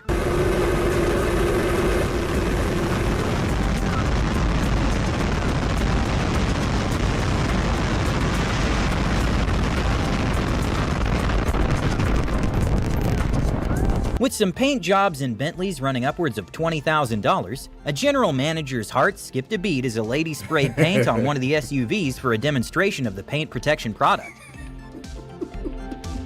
Y'all see the look on his face? Over the next 3 to 10 years. Sea cucumbers are scavengers that collect tiny particles of algae and microscopic marine animals with their tube feet, and it's very bizarre seeing them eat. What in the hell? This is incredible footage of the Icon of the Seas cruise ship, which is the largest in the world. It has a length of almost 1,200 feet, and it costs almost $2 billion to build. And in some areas of the ship, it almost feels like you're in a city instead of a cruise. For real. In a 1 in a trillion moment caught on camera, a 4-ton killer whale was seen colliding with a dolphin. It would seem that the whale was using a hunting technique that involves stunning the prey. During a busy season, big hotel... I did not know that them whales get up that high, bro. Dang. During a busy season, big hotels have to get hundreds of rooms ready for new guests every day. And the amount of sheets that have to be washed is unbelievable. You serious? Wow. Oh my God. And this is also why you might want to tip the housekeeper. Sheesh. Tarantulas, in order to grow, do something called molting, in which they shed their exoskeleton to allow for growth and repair. While it's a cool process, it's also terrifying. What the hell?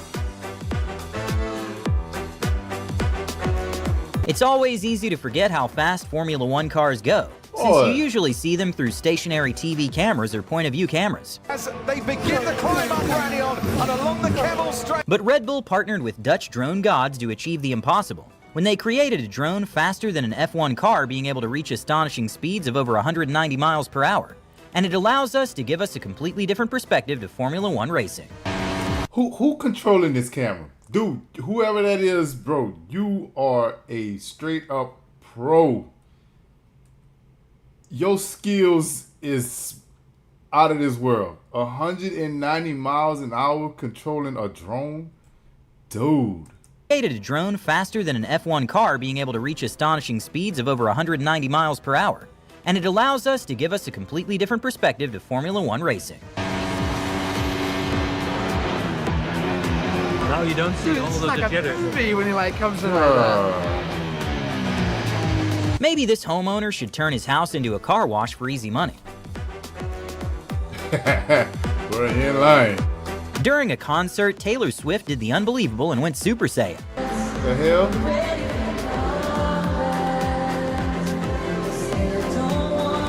If someone's trying to help you while you're at the ATM, you should never let them hold your card. CCTV camera caught this thief pulling an incredibly quick robbery when he very quickly swapped the cards of the victim and peeked his password. USS Detroit is a 3,500 metric ton ship made by Lockheed Martin, and it's crazy to see it being side-launched into the ocean.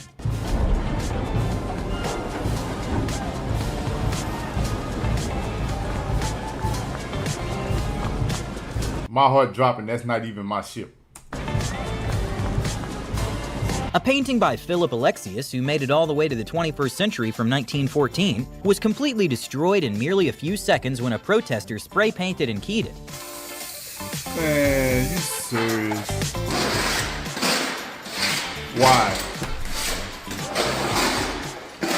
This man might actually Why? give prime Mike Tyson a run for his money when comparing neck strength. Absolute precision meets mind-bending physics as performers navigate a constantly shifting platform in Joanne Bourgeois' choreography.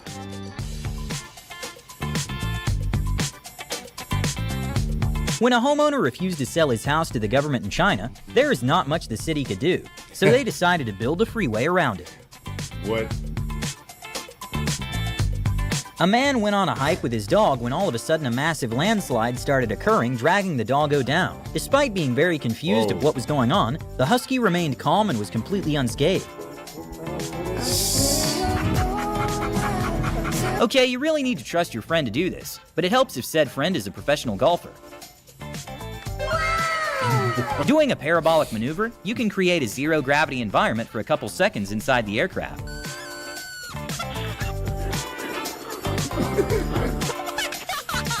During a live news broadcast, there was a miscommunication error that made one of the producers think they were off air, and well, it revealed a very odd trick.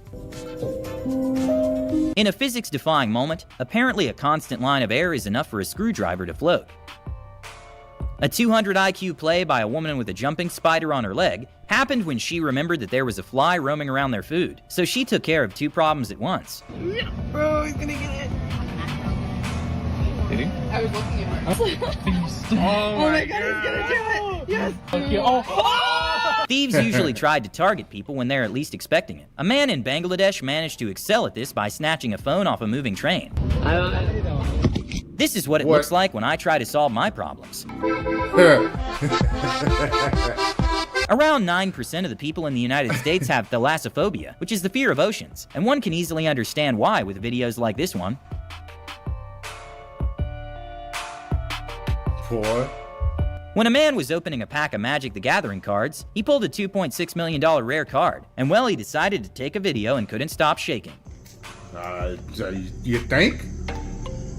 This is believed to be one of the most Shit. powerful lightning strikes caught on camera. It even lit up the entire sky.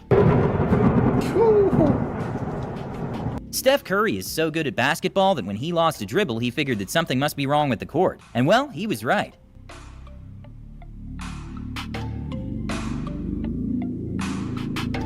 Canoeing is meant to be a relaxing activity, unless you get stuck on something that feels like a rock. Victoria Cameron represents Stephenville High School, and not only can hop in a treadmill at 23 miles per hour, but also won the state title at an incredible time of 11.35 seconds. Very aggressively, that is Cam. Actually, she wasted 0 time. Against all odds, a man managed to stay dry when his group raft flipped over.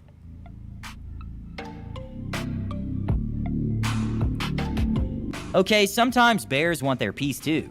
Oh no! I remember seeing that clip right there. This clip right here really tripped me out when I first seen it. My boy sitting up there like, hey, I need mine too. Like, don't be stingy. Give me. Okay, sometimes bears want their piece too. Oh no!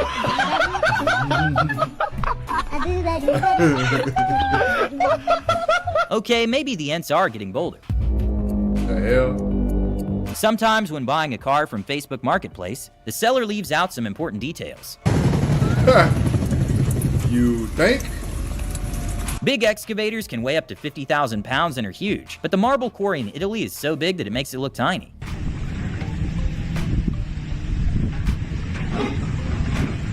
Wait, whoa. Dude, I thought that was a toy. And he just said it. I really thought that was a little toy. God. Pounds and are huge, but the marble quarry in Italy is so big that it makes it look tiny. Same. It's always a good idea to do a rock check before walking on what looks like a normal sandy beach.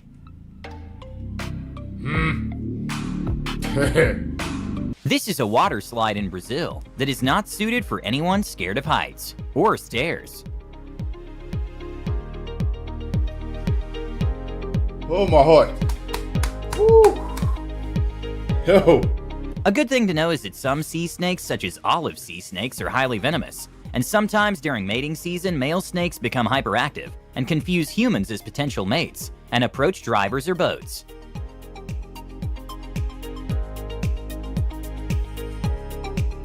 Perhaps one of the most terrifying videos to watch, these ants built a bridge to attack a wasp nest that would make even an engineer proud. Yo, I've seen this before. Bro, ants are so smart. Okay, is this person moving left or right? Apparently no one knows. Yeah, I missed that because I was talking. This with them ants, brother, ants are so smart, man. And they never stop moving for some apparent reason. Like, I don't even think they know how to sleep. Do ants sleep? Anybody know? They're proud. Okay, is this person moving left or right? Apparently no one knows. Zay Jones is an American football player who has a very peculiar and unreal looking way of standing up. Bro, when I first seen that, check that movement out again. It was like somebody just automatically put him in reverse, like they just rewind him so he can stand back up. That was crazy. Zay Jones is an American football player who has a very peculiar and unreal looking way of standing up. How?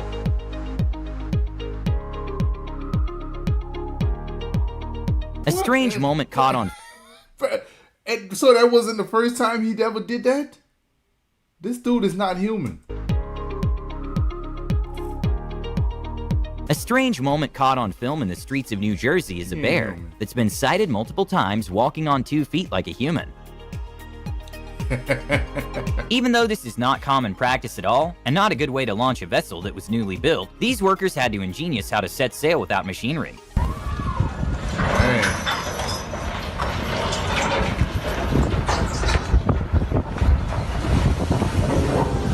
Sometimes at the beach, we can witness a natural phenomenon of bioluminescent water, which is usually caused from an algae bloom of plankton. And well, every time the water is splashed, it glows, and it's kind of like nature's LED lights.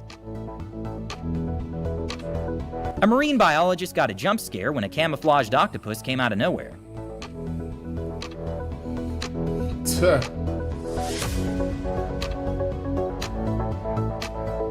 With UFO sightings seeming to be more common than ever, there might even be some solid evidence for the existence of alien life. A really strange video to watch comes from a plane passenger, which films what looks like a shape-shifting UFO, hovering at 30,000 feet in the air.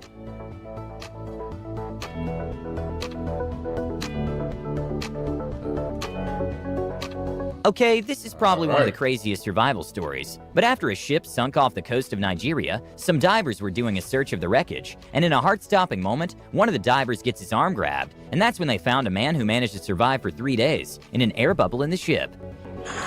Alright, you found one, yeah? He's alive, he's alive. Okay, keep him there. Alright, just hold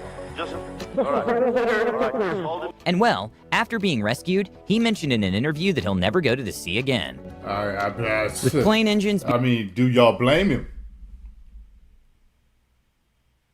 3 days. Luckily, he found the right air pocket. Like, for 3 days? Yeah, I'm not trying to see water unless it's a shower. Like, that's the only time I want to see water. No, sir. He mentioned in an interview that he'll never go to the sea again. With plane engines being around 13 feet in diameter, it makes sense they're really loud. A not very convenient airport is one that's right next to a beach, and a Redditor managed to capture the chaos it makes for beachgoers when a plane is taking off.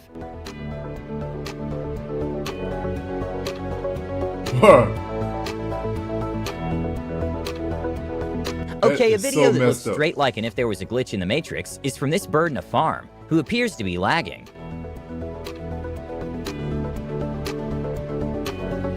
When a man was hiking next to a waterfall, he noticed there was an extreme updraft and decided to take a video. And well, it looks like the waterfall is experiencing reverse gravity. Yeah, that's crazy.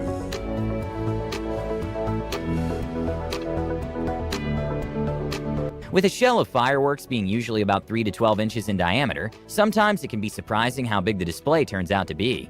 A mesmerizing display is the biggest one-shell firework ever. Whoa! Hey. Whoa. Yo. A clip that looks completely fake, but is actually real, comes from a man demonstrating a crazy spinning effect he managed to make during a pool game.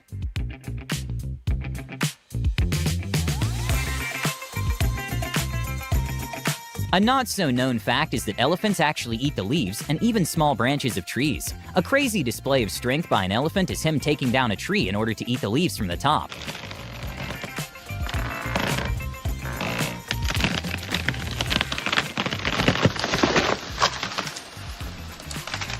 Humans stand a poor chance. A poor chance against the elephant, dog. Man. An absolutely unbelievable creation by Laborki is the world's largest air cannon that can shoot air more than 300 feet with enough strength to take down a huge wall of cardboard boxes.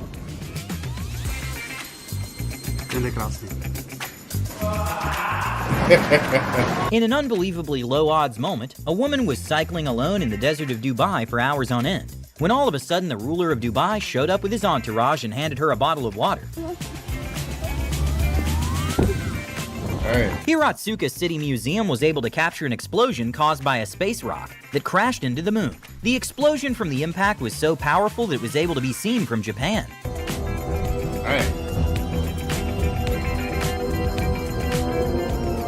Even though it's been over a decade since Gangnam Style was released, you gotta admire the showmanship Psy puts for his shows.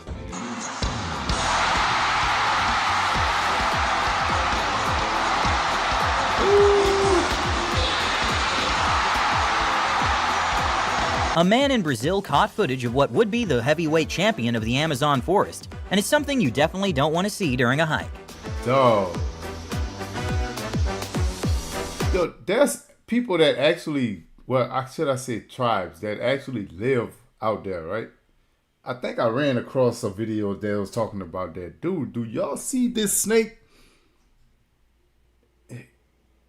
They got him by the middle of his body. And his tail and head is still touching the ground. Like, how long is this snake, dude?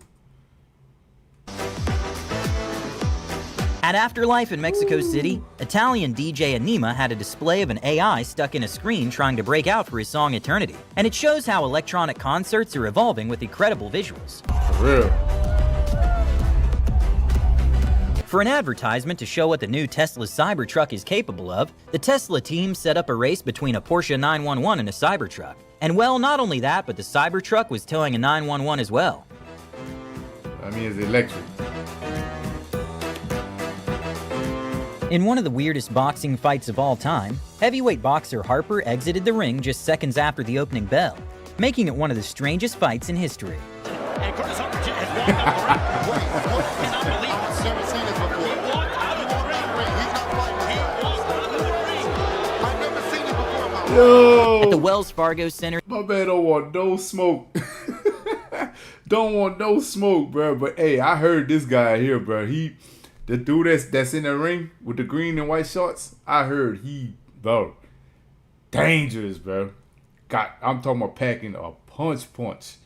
I don't blame him. Evidently, they set this up and he did not want to do this anyway. So, sorry, but not doing it. God. Fastest fight ever. At the Wells Fargo Center, there were 8 events done in 8 days, one of them involving an ice skating rink. And it's incredibly satisfying to see how the workers create an entire venue from nothing.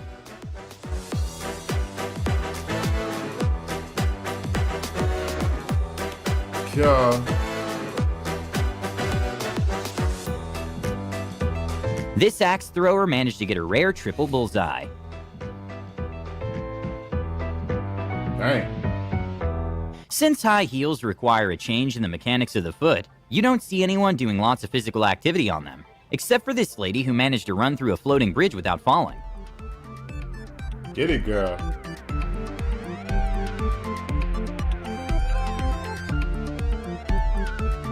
Sometimes we just have to. Hey, how many of y'all ladies would have been failed like soon as y'all started? Be honest, and in heels too.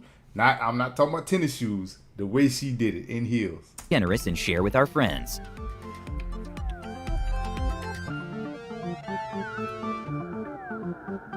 Ooh, in places that have very steep angles and hills, after a heavy rain or an earthquake, locals tend to evacuate some areas that are likely to be victim of a landslide, which is the sliding down of a massive earth. And well, they're incredibly scary to watch. For real.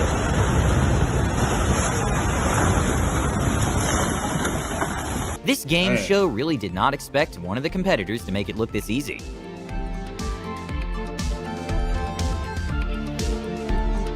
Oh yeah, he in the zone, baby. Oh yeah, he in the zone.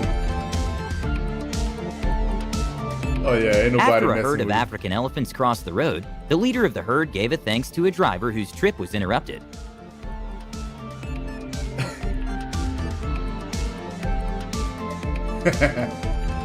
A good lesson to learn is that if you ever leave your phone near a group of frogs, you're probably not getting it back.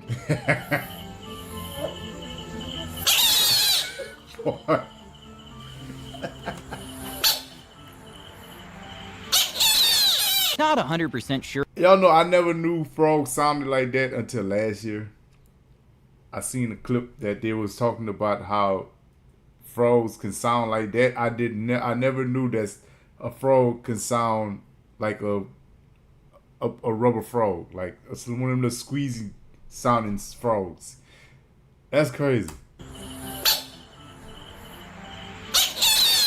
Not 100% sure why this opal was split in half, considering that it would slash the price by 10. But it's fascinating to see the RGB looking lights inside the rock.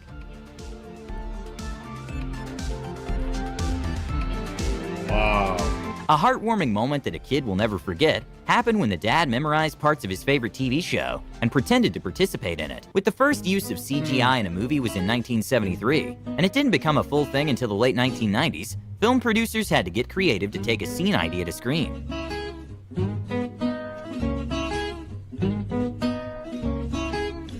This is astronaut Bruce McCandless above Earth during an incredible untethered from gravity spacewalk.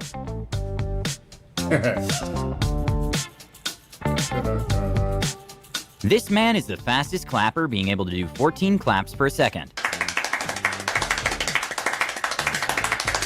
Even though safari buses are extremely safe, guarantee you, his hands is the claps that you hear in the Flintstones. Guarantee you. Know when they do that with their feet? I guarantee you he's the one that we hear with the sound effects. I can't see it no other way. This man is the fastest clapper, being able to do 14 claps per second. Even though safari buses are extremely safe and surrounded with cages, if a group of tigers approaches, it can still be scary.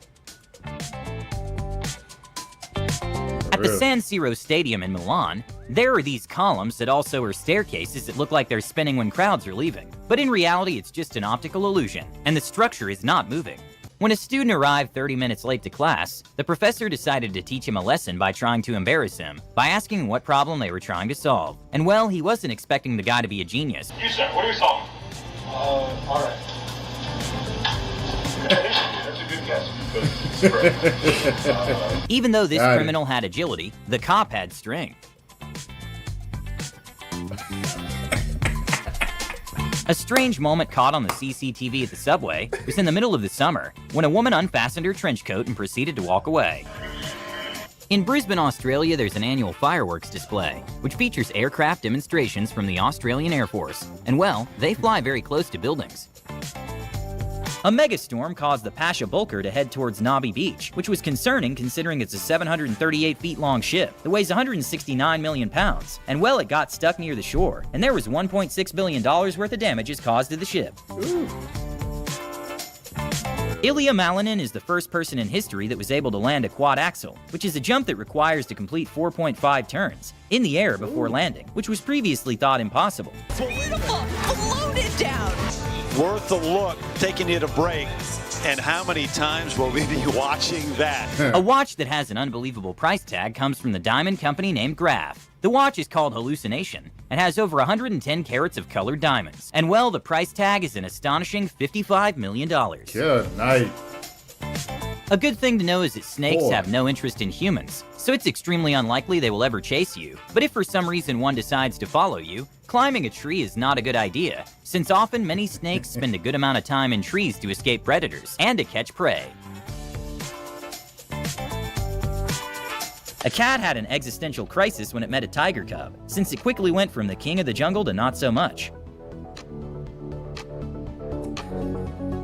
When a small water leak was ignored in a building, it quickly turned into a massive problem after a heavy rain. Small? With Rolex watches going for thousands of dollars, wearing them in public can make you a target. A businessman visiting London was befriended right outside his hotel entrance by what seemed two drunk guys, and they were acting fun and trying to get him to dance while they stole his $40,000 watch, and he didn't even realize. Wow.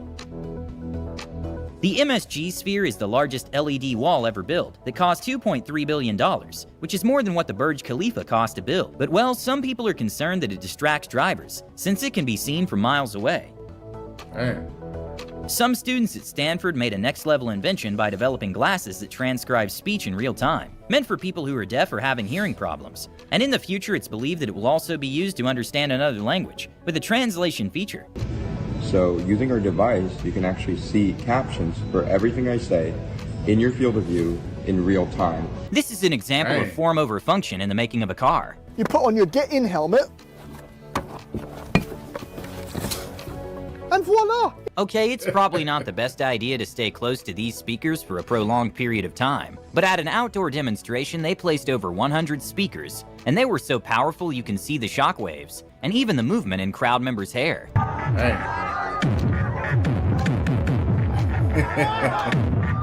A strange footage comes from the Birmingham Museum and Art Gallery, in which all of a sudden a floating minion appeared, and kinda looks like it's patrolling the place.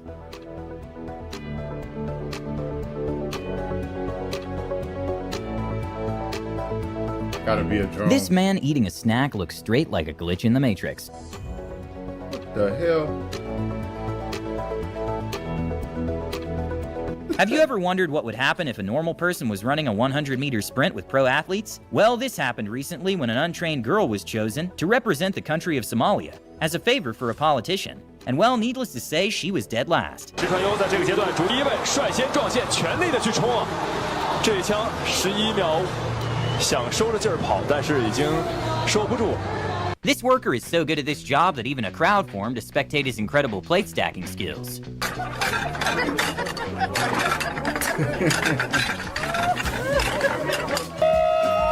During American Ninja Warriors, a dog decided to work smarter, not harder.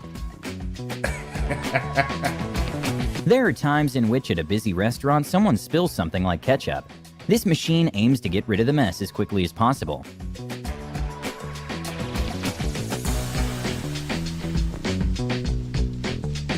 Soil liquefaction is a rare phenomenon which usually happens after an earthquake or other rapid loading that causes the strength and stiffness of soil to be decreased, and it's very strange to see. I stay seeing this at work, bro. If you ever want to get into the American Ninja Warrior show, you're expecting to train 5 to 6 times a week just to have a shot at passing the course. But in Japan, a chimpanzee did it without breaking a sweat.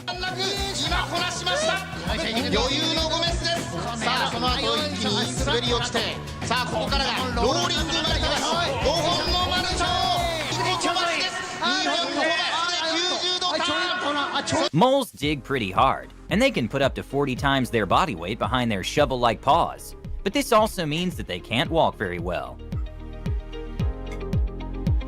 Oh, they can't? This is the most venomous animal in the entire world, the box jellyfish. Their stings can kill a person within a few minutes, or sometimes 4 to 48 hours, due to the Arun syndrome, which is a delayed reaction to the sting. Since they live in coastal waters, areas that are known to have box jellyfishes around are marked, and the beaches have stinger enclosures. Hey. Squirrel unwillingly went into a wild ride when it tried taking food from a bird feeder.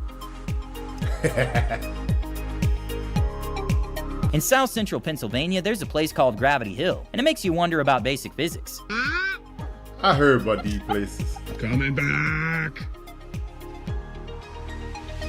You got a magnet on it. Ever wonder what the inside of a shark looks like? This man got a surprise when he saw a baby shark trying to eat the camera. Despite setting a new women's world record at the 2020 Olympics, Alexandra Miroslav did not win a medal, but her climbing speed is unbelievable. Good Lord. 6 This seconds, bobcat bro. jumps over a river with a single leap.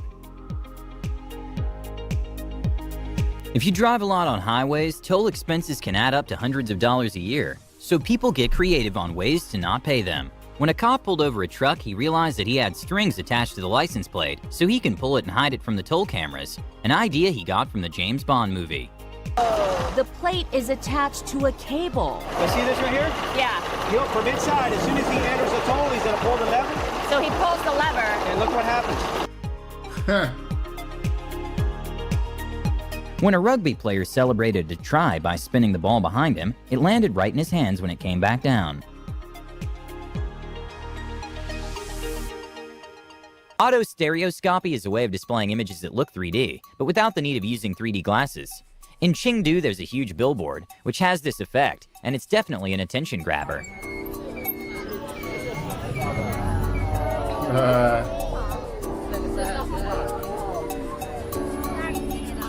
Despite spiders not being known to be the most appealing animal, there is a type of dance which is inspired by spiders' movement, and well, it's mesmerizing but bizarre to watch.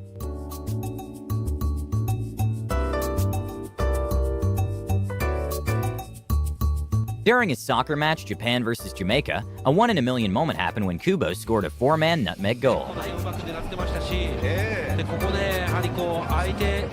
Wow.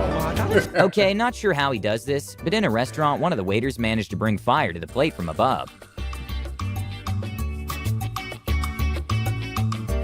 Okay, maybe there's more context that we aren't seeing in this video, but a very strange footage caught on a CCTV camera is a bike caught riding by itself. And well, it managed to go an impressive distance.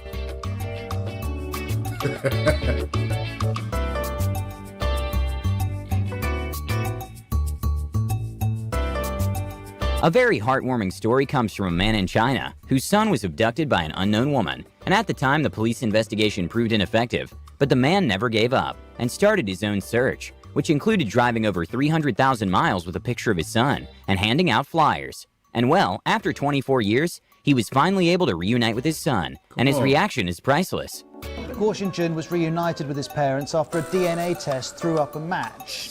It's no secret that Cristiano Ronaldo is an advocate for people to eat healthy, and for some reason he's not a big fan of Coca-Cola. So when he sat down for an interview at the European Championships press conference, he removed the Coca-Cola bottles and said, "Drink water," which caused the Coca-Cola stock to go down, which caused a $4 billion loss in market value. Ooh, only because one person, dog, that go to show you how much of an impact somebody have, dog. My man removed Coke and said drink water. And that, wow, bro, that affected them just that quick. Match.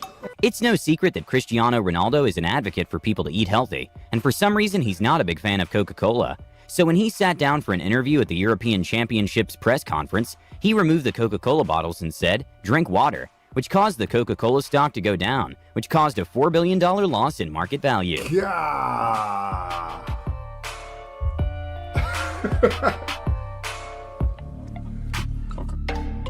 An incredible feature on a TV is a joint screen feature that allows two things to be playing at the same time, but it only looks like one. But if you put glasses on, you can see the other screen.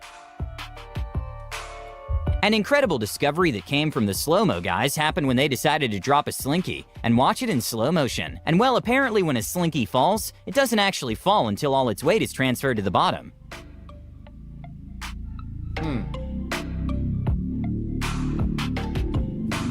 An incredible demonstration of skill by Swiss goalkeeper Jan Sommer was shown when he managed to make 5 incredible saves in a row. Oh yeah, he working. They made sure he working. An incredible human LCD video is one in which high school students decided to cheer for their soccer team in a not-so-traditional way and decided to make a complex routine, which looks unreal.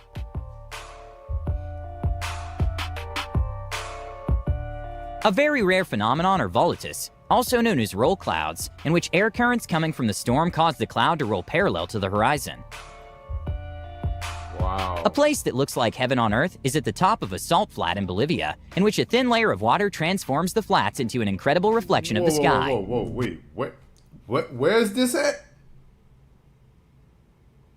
Dude.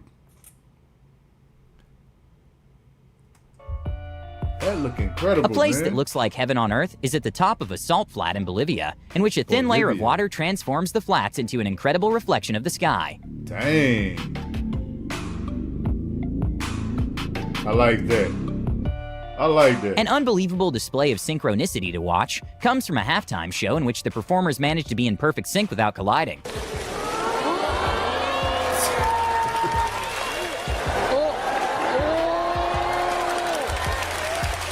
In Rockaway Township, New Jersey, a family got a bizarre surprise when they went to the backyard and noticed that a mother bear and her 5 cubs were having a pool party.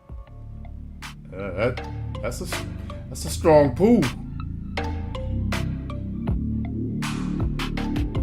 In Canada, a group of skiers got together to perform the longest skiing backflip chain, which became a world record, with 30 people performing in sync.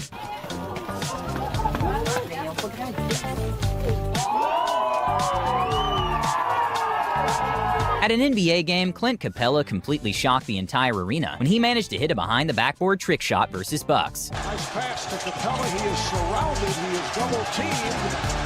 Fires one up and hits To be kidding me. Shot clock running down. In China, there's an unbelievable tourist attraction, which is a cliffside water slide, which is all glass and allows for amazing views and an overall unreal experience. Who getting on it? Y'all getting on it? Y'all getting on it? Boy.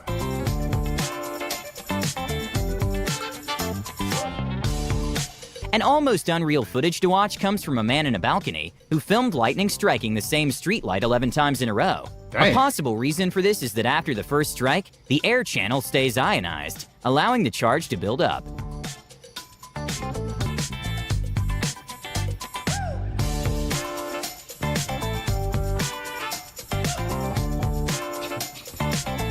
Despite there only being a few cases of captive gorillas behaving aggressively towards humans, they're still scary if they come at you. A scary moment for a tourist at the zoo happened when a gorilla hit the glass where she was standing and then ran off.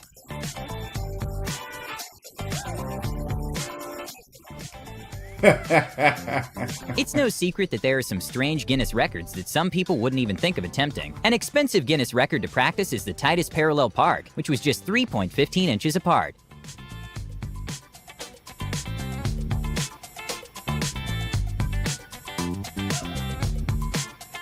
During a girl's birthday, one of her friend's unreal reflexes managed to save the party when the cake almost fell to the ground.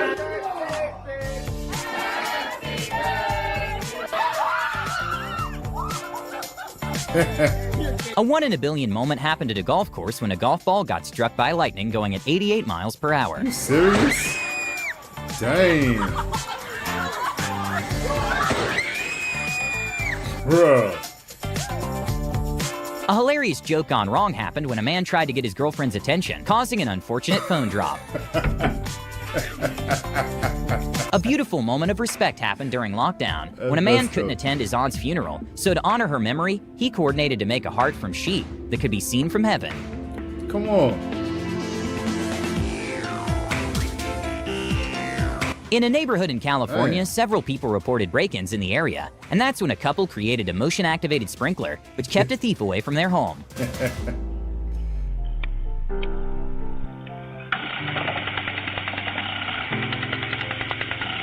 Splash was a short-lived South Korean show in which they invited celebrities to make a dive on live television, and one of the participants absolutely nailed the dive, considering she had no diving experience. 33 Thomas Street is a 20-story building in New York with no windows, and is known to be one of the most terrifying-looking buildings in the world. It was originally designed to withstand a nuclear blast and be self-sufficient for 2 weeks. But even scarier is that the inside is completely mysterious, and there hasn't been a picture of the inside since the last one in 2004. Huh. What are they hiding? What are they hiding, man? Hey, but I ain't lie, that was good. That was good. I seen a whole lot of interesting things on that one, there, man. But that one with that glass dude, I'm not rocking with that at all, bro. I'm not getting on that ride. Like, who finds that fun to be bumping into glass at that height? Like, the whole ride is just made of glass. Yeah, you are an adrenaline freak. That's all I can. That's the best way I can put it. The best way I can put it, man. But yeah, it was enjoyable. I like that. But that first picture that I'm still thinking about at the beginning of this video with that mountain, I like that. That was a beautiful sight. And the one where they were riding them bikes, like they were riding their bikes on glass, on a reflection of the sky. That gonna be that. I'm definitely gonna remember those two because I like the way it looked. I definitely like the way it looked, man. But dang, that snake too, dog. That snake was crazy, bro. But yeah, I enjoyed that, man. Yeah, so y'all make sure y'all hit that like button as well, man. All right, man, that was crazy, bro. That was crazy, man.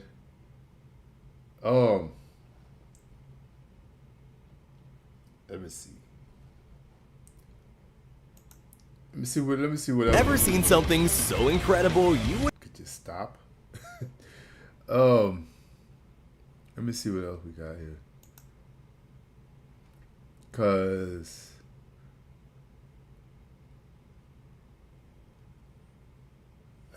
we can do one more. The other two, I know I ain't gonna be able to get to those two. But I'm gonna do one more because they're gonna put me right at the time that I'm gonna have to leave and go get the girls. And I know, hold on, let me tell my son to be on the lookout for the youngest boy, cause I know he in that room locked up somewhere.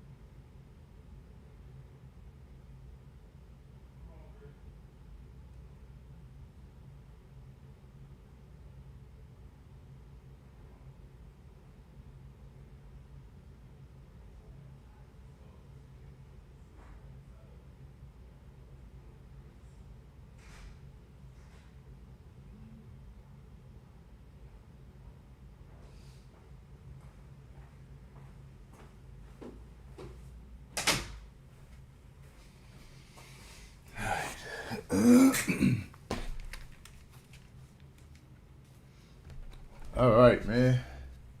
Yeah, we're gonna get into this last one. Hold on, I still gotta save this. Hold up.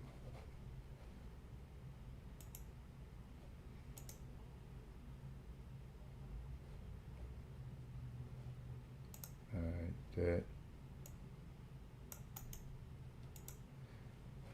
Save this right quick.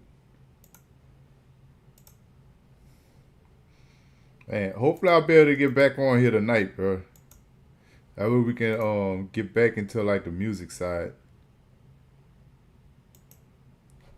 I don't know what I'm gonna be doing, but I would like to get back into it.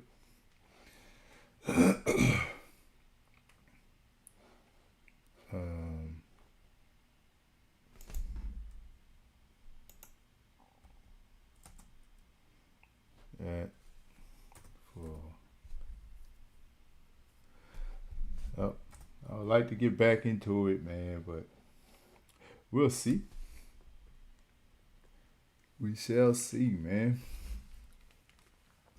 Let me see what's going on here. Party at 9. It might be 9 o'clock. Might be 9 o'clock for you. But I'm going to try to start 8 o'clock my time, though.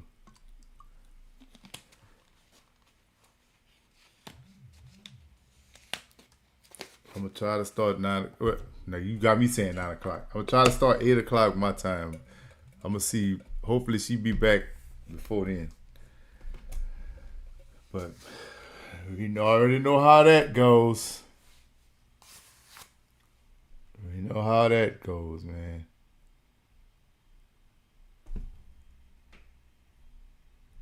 What is this? Oh. Spam. Alright, y'all. So I think Greg should do a marathon live stream starting tomorrow at 6 a.m. Hippie. Wow. Yay, bro. Man. You really trying to get me going on up in here, bro. Good Lord. My man said start at 6 a.m. Sheesh. And you don't want me to do nothing tomorrow. Yeah, I'm Central.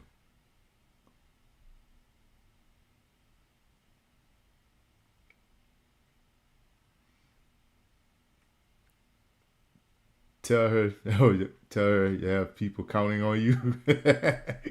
Yeah, she be knowing, but you know how it is once you get in them stores, bro. That's it.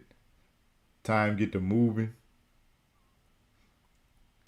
But as long as she give it all she need on that one trip, I'm good. Okay, great. 7 a.m. This guy here.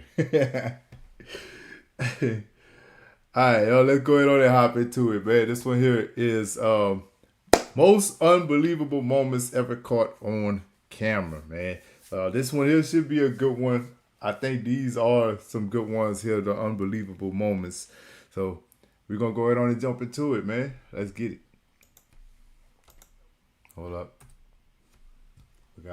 Had the sound off. My bad. Ever seen something so incredible you wouldn't believe it without proof? Well, get ready to be amazed. Today, we're showing you the most unbelievable moments ever caught on camera. So, without further ado, make sure to subscribe and hit the bell, and let's get right into it. Sometimes you just have to slap some sense into someone, even if they may be a big scary hippo.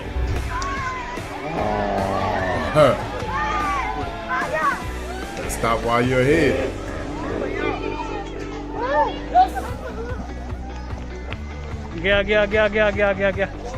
Red Bull's no. Isn't that animal abuse?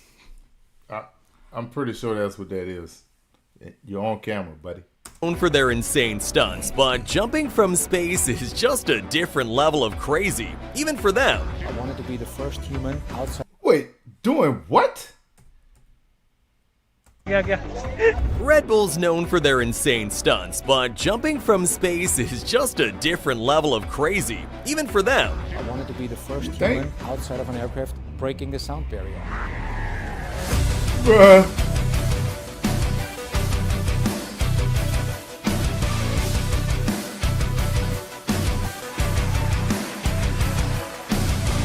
This cargo truck carrying... Y'all think that's real? Dude would actually, I don't know. I think dude would, well, I mean, he do have a space thing on, so I can't say he'll burn up, but can you imagine the amount of jerk that's going to hit his body when he pulled that parachute? I don't know. I don't know if that's real or not.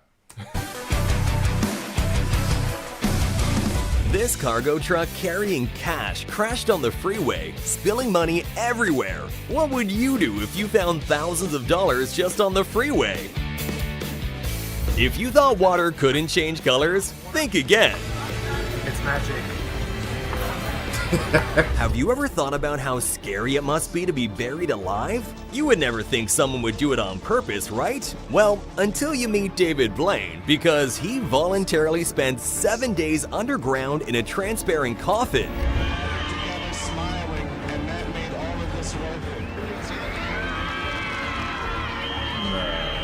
Now that's definitely a man with a strong mentality. If this guy was a professional, every bullfighter would be out of a job. Flying looks pretty exhausting for birds, and this feathered guy decided to take a little break by riding along on a hang glider. What? Yo.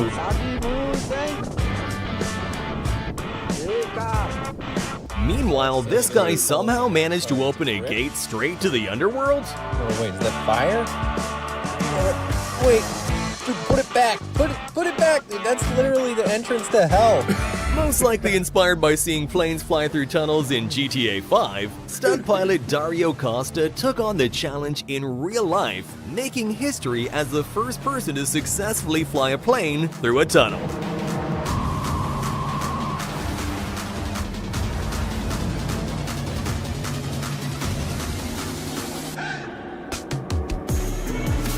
Yo, my man did not change his face expressions not one time. Nervousness was out the door. Like a robot. But it's like he was comfortable doing that. I'm never going to work for Red Bull, by the way. Red Bull is doing entirely too much. I understand being different, but this and jumping from space, yeah, that's out the question for me, buddy.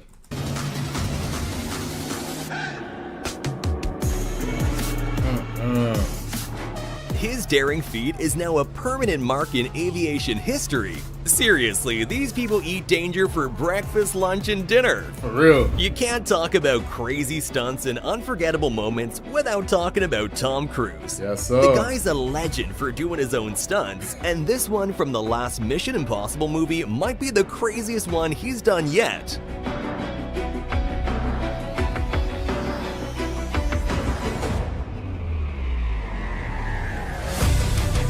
Oh, wait, he done that for real?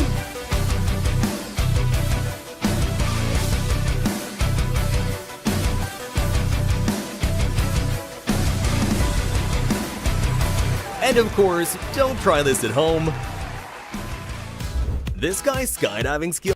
I seen this movie, and when he did it, you know, they always have special effects, make things look real.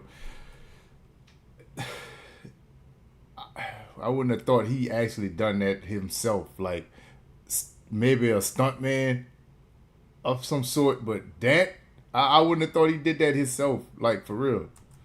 Don't try this at home. This guy's skydiving skills are next level.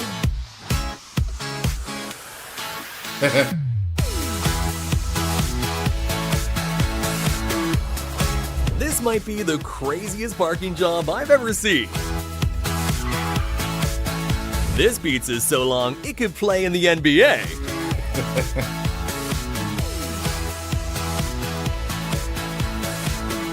If you can't even tie a simple knot, then this guy's skill will definitely make you jealous.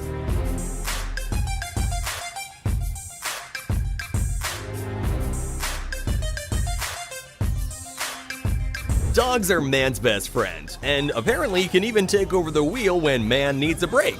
Don't believe me? Well, just look at this good boy. Come on, man.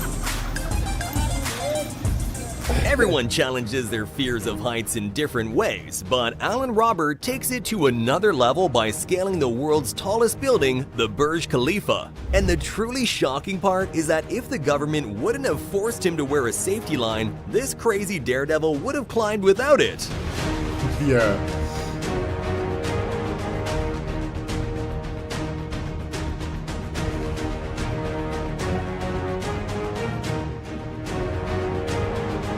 I wonder if he also climbed down like Tom Cruise.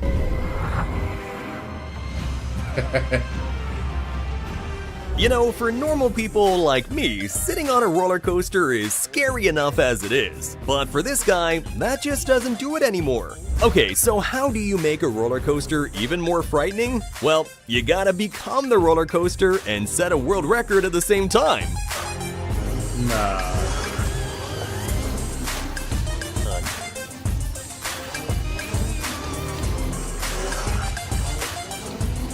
They say parents develop a sixth sense, but I didn't know that was true for pet parents too. Oh my god, get back! Clarence! Oh my god! Oh my god! What made her? What made her look up there?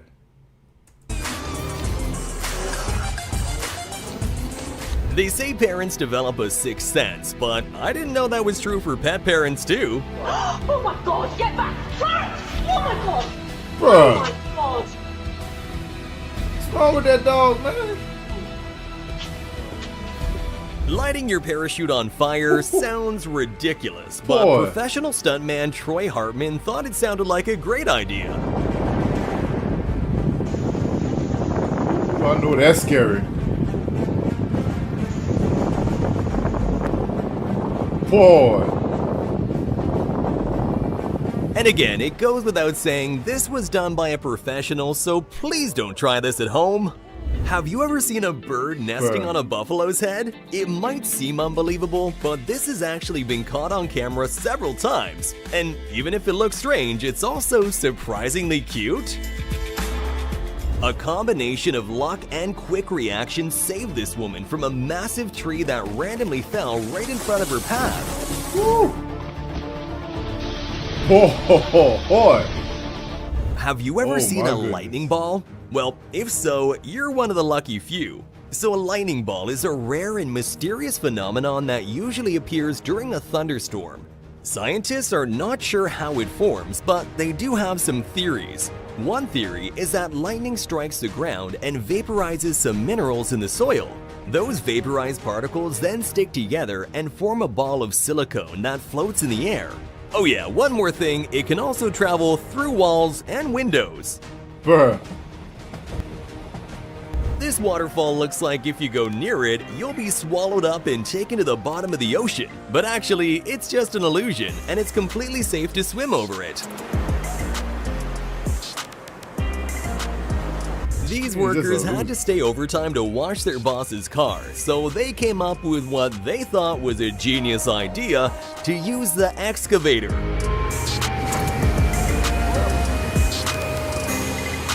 Oh merde!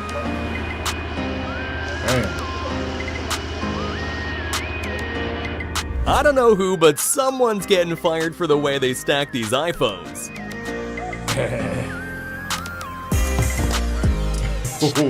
Backflips are always pretty risky, but backflipping in ice skates is so dangerous it's actually illegal. But of course, rules are meant to be broken, and Surya Bonali decided being disqualified was worth becoming a moment in history. On one foot. And here, she even performed the illegal move once again at the Olympics. But this time, she was not only disqualified, but also received a big penalty. Despite this, she still won the hearts of fans. This is why I'd recommend you always wear protective gear when axe throwing. Oh, Jesus. Sorry. Without a doubt, that would have been a very unfortunate accident. Luckily, she ducked at the right time and no one was injured. When this seal saw a bunch of fish on a boat, he decided it was a free buffet just for him. The guys on the ship tried to scare him off, but he just ends up enjoying the shower with his meal.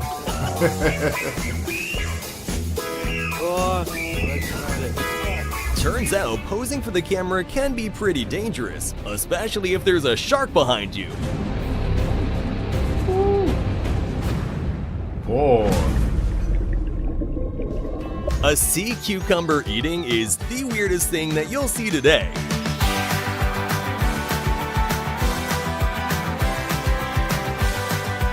Have you ever wondered what would happen if you detonated a nuke in the ocean? Well, this is what happens, and there are no words to describe the sheer terror of it.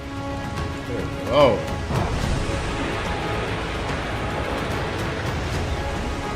Yeah. This dust devil easily did the worst pitch invasion of all time.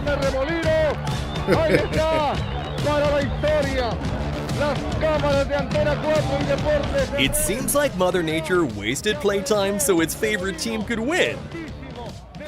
Why blow rings with a vape when you can do it underwater?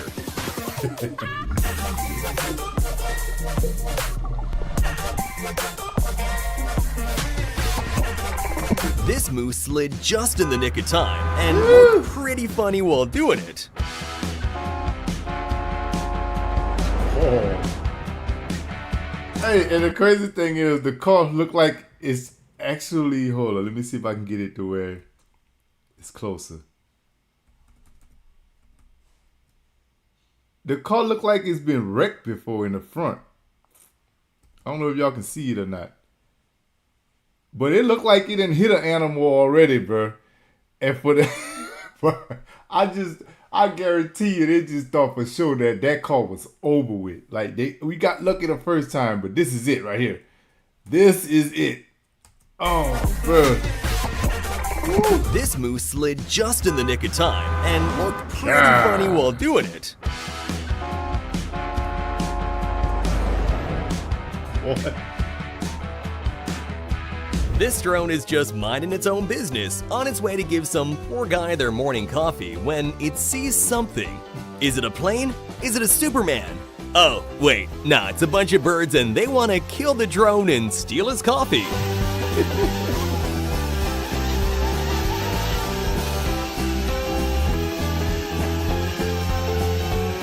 Orcas may be the apex predators of the ocean, but they make time to mess around with us humans every now and again too. Oh my god! Oh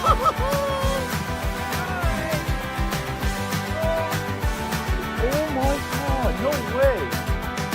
Oh. Is this sloth incredibly brave or just very stupid? Watch as it strolls over this anaconda like it's a carpet.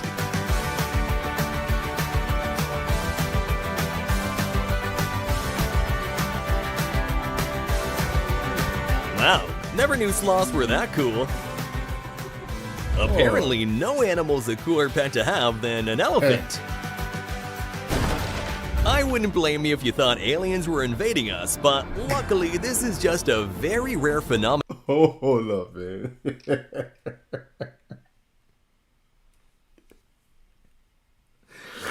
Bro, that's so messed up, dog. Cooler pet to have than an elephant. I wouldn't blame you if you thought aliens were invading us, but luckily this is just a very rare phenomenon.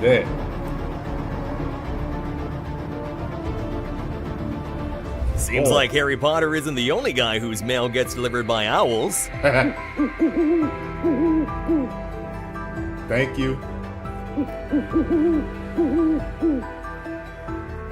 Having the element of surprise can be a great advantage in a boxing match. However, leaving the match is not really the kind of surprise you want to get. Two opponents in quick fashion, and Curtis Humberton has walked out of the ring. Wait, what? I cannot believe I've never seen this before. He walked out of the ring. He's not fighting. He walked out of the ring. I've never seen this before in my life. Have you ever seen the night sky lit up like the sun suddenly appeared? If not, then you probably haven't seen a meteor fall at night. It's actually incredible how much light one meteor can produce from so far away. Dang. Practice is extremely important for basketball players, but you might want to take it a little bit easier than this guy.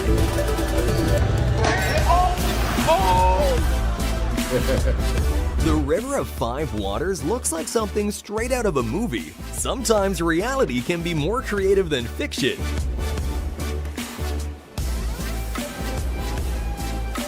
What's cooler than a beach? A glow-in-the-dark beach, of course. These are caused by bioluminescent plankton, which glow when they're moved. So much. I know that's real good to look at. That's not the Red Sea parting again, it's just a bunch of crabs. Everyone knows Stephen Curry is awesome at basketball, but what you maybe didn't know is that he's also awesome at golf.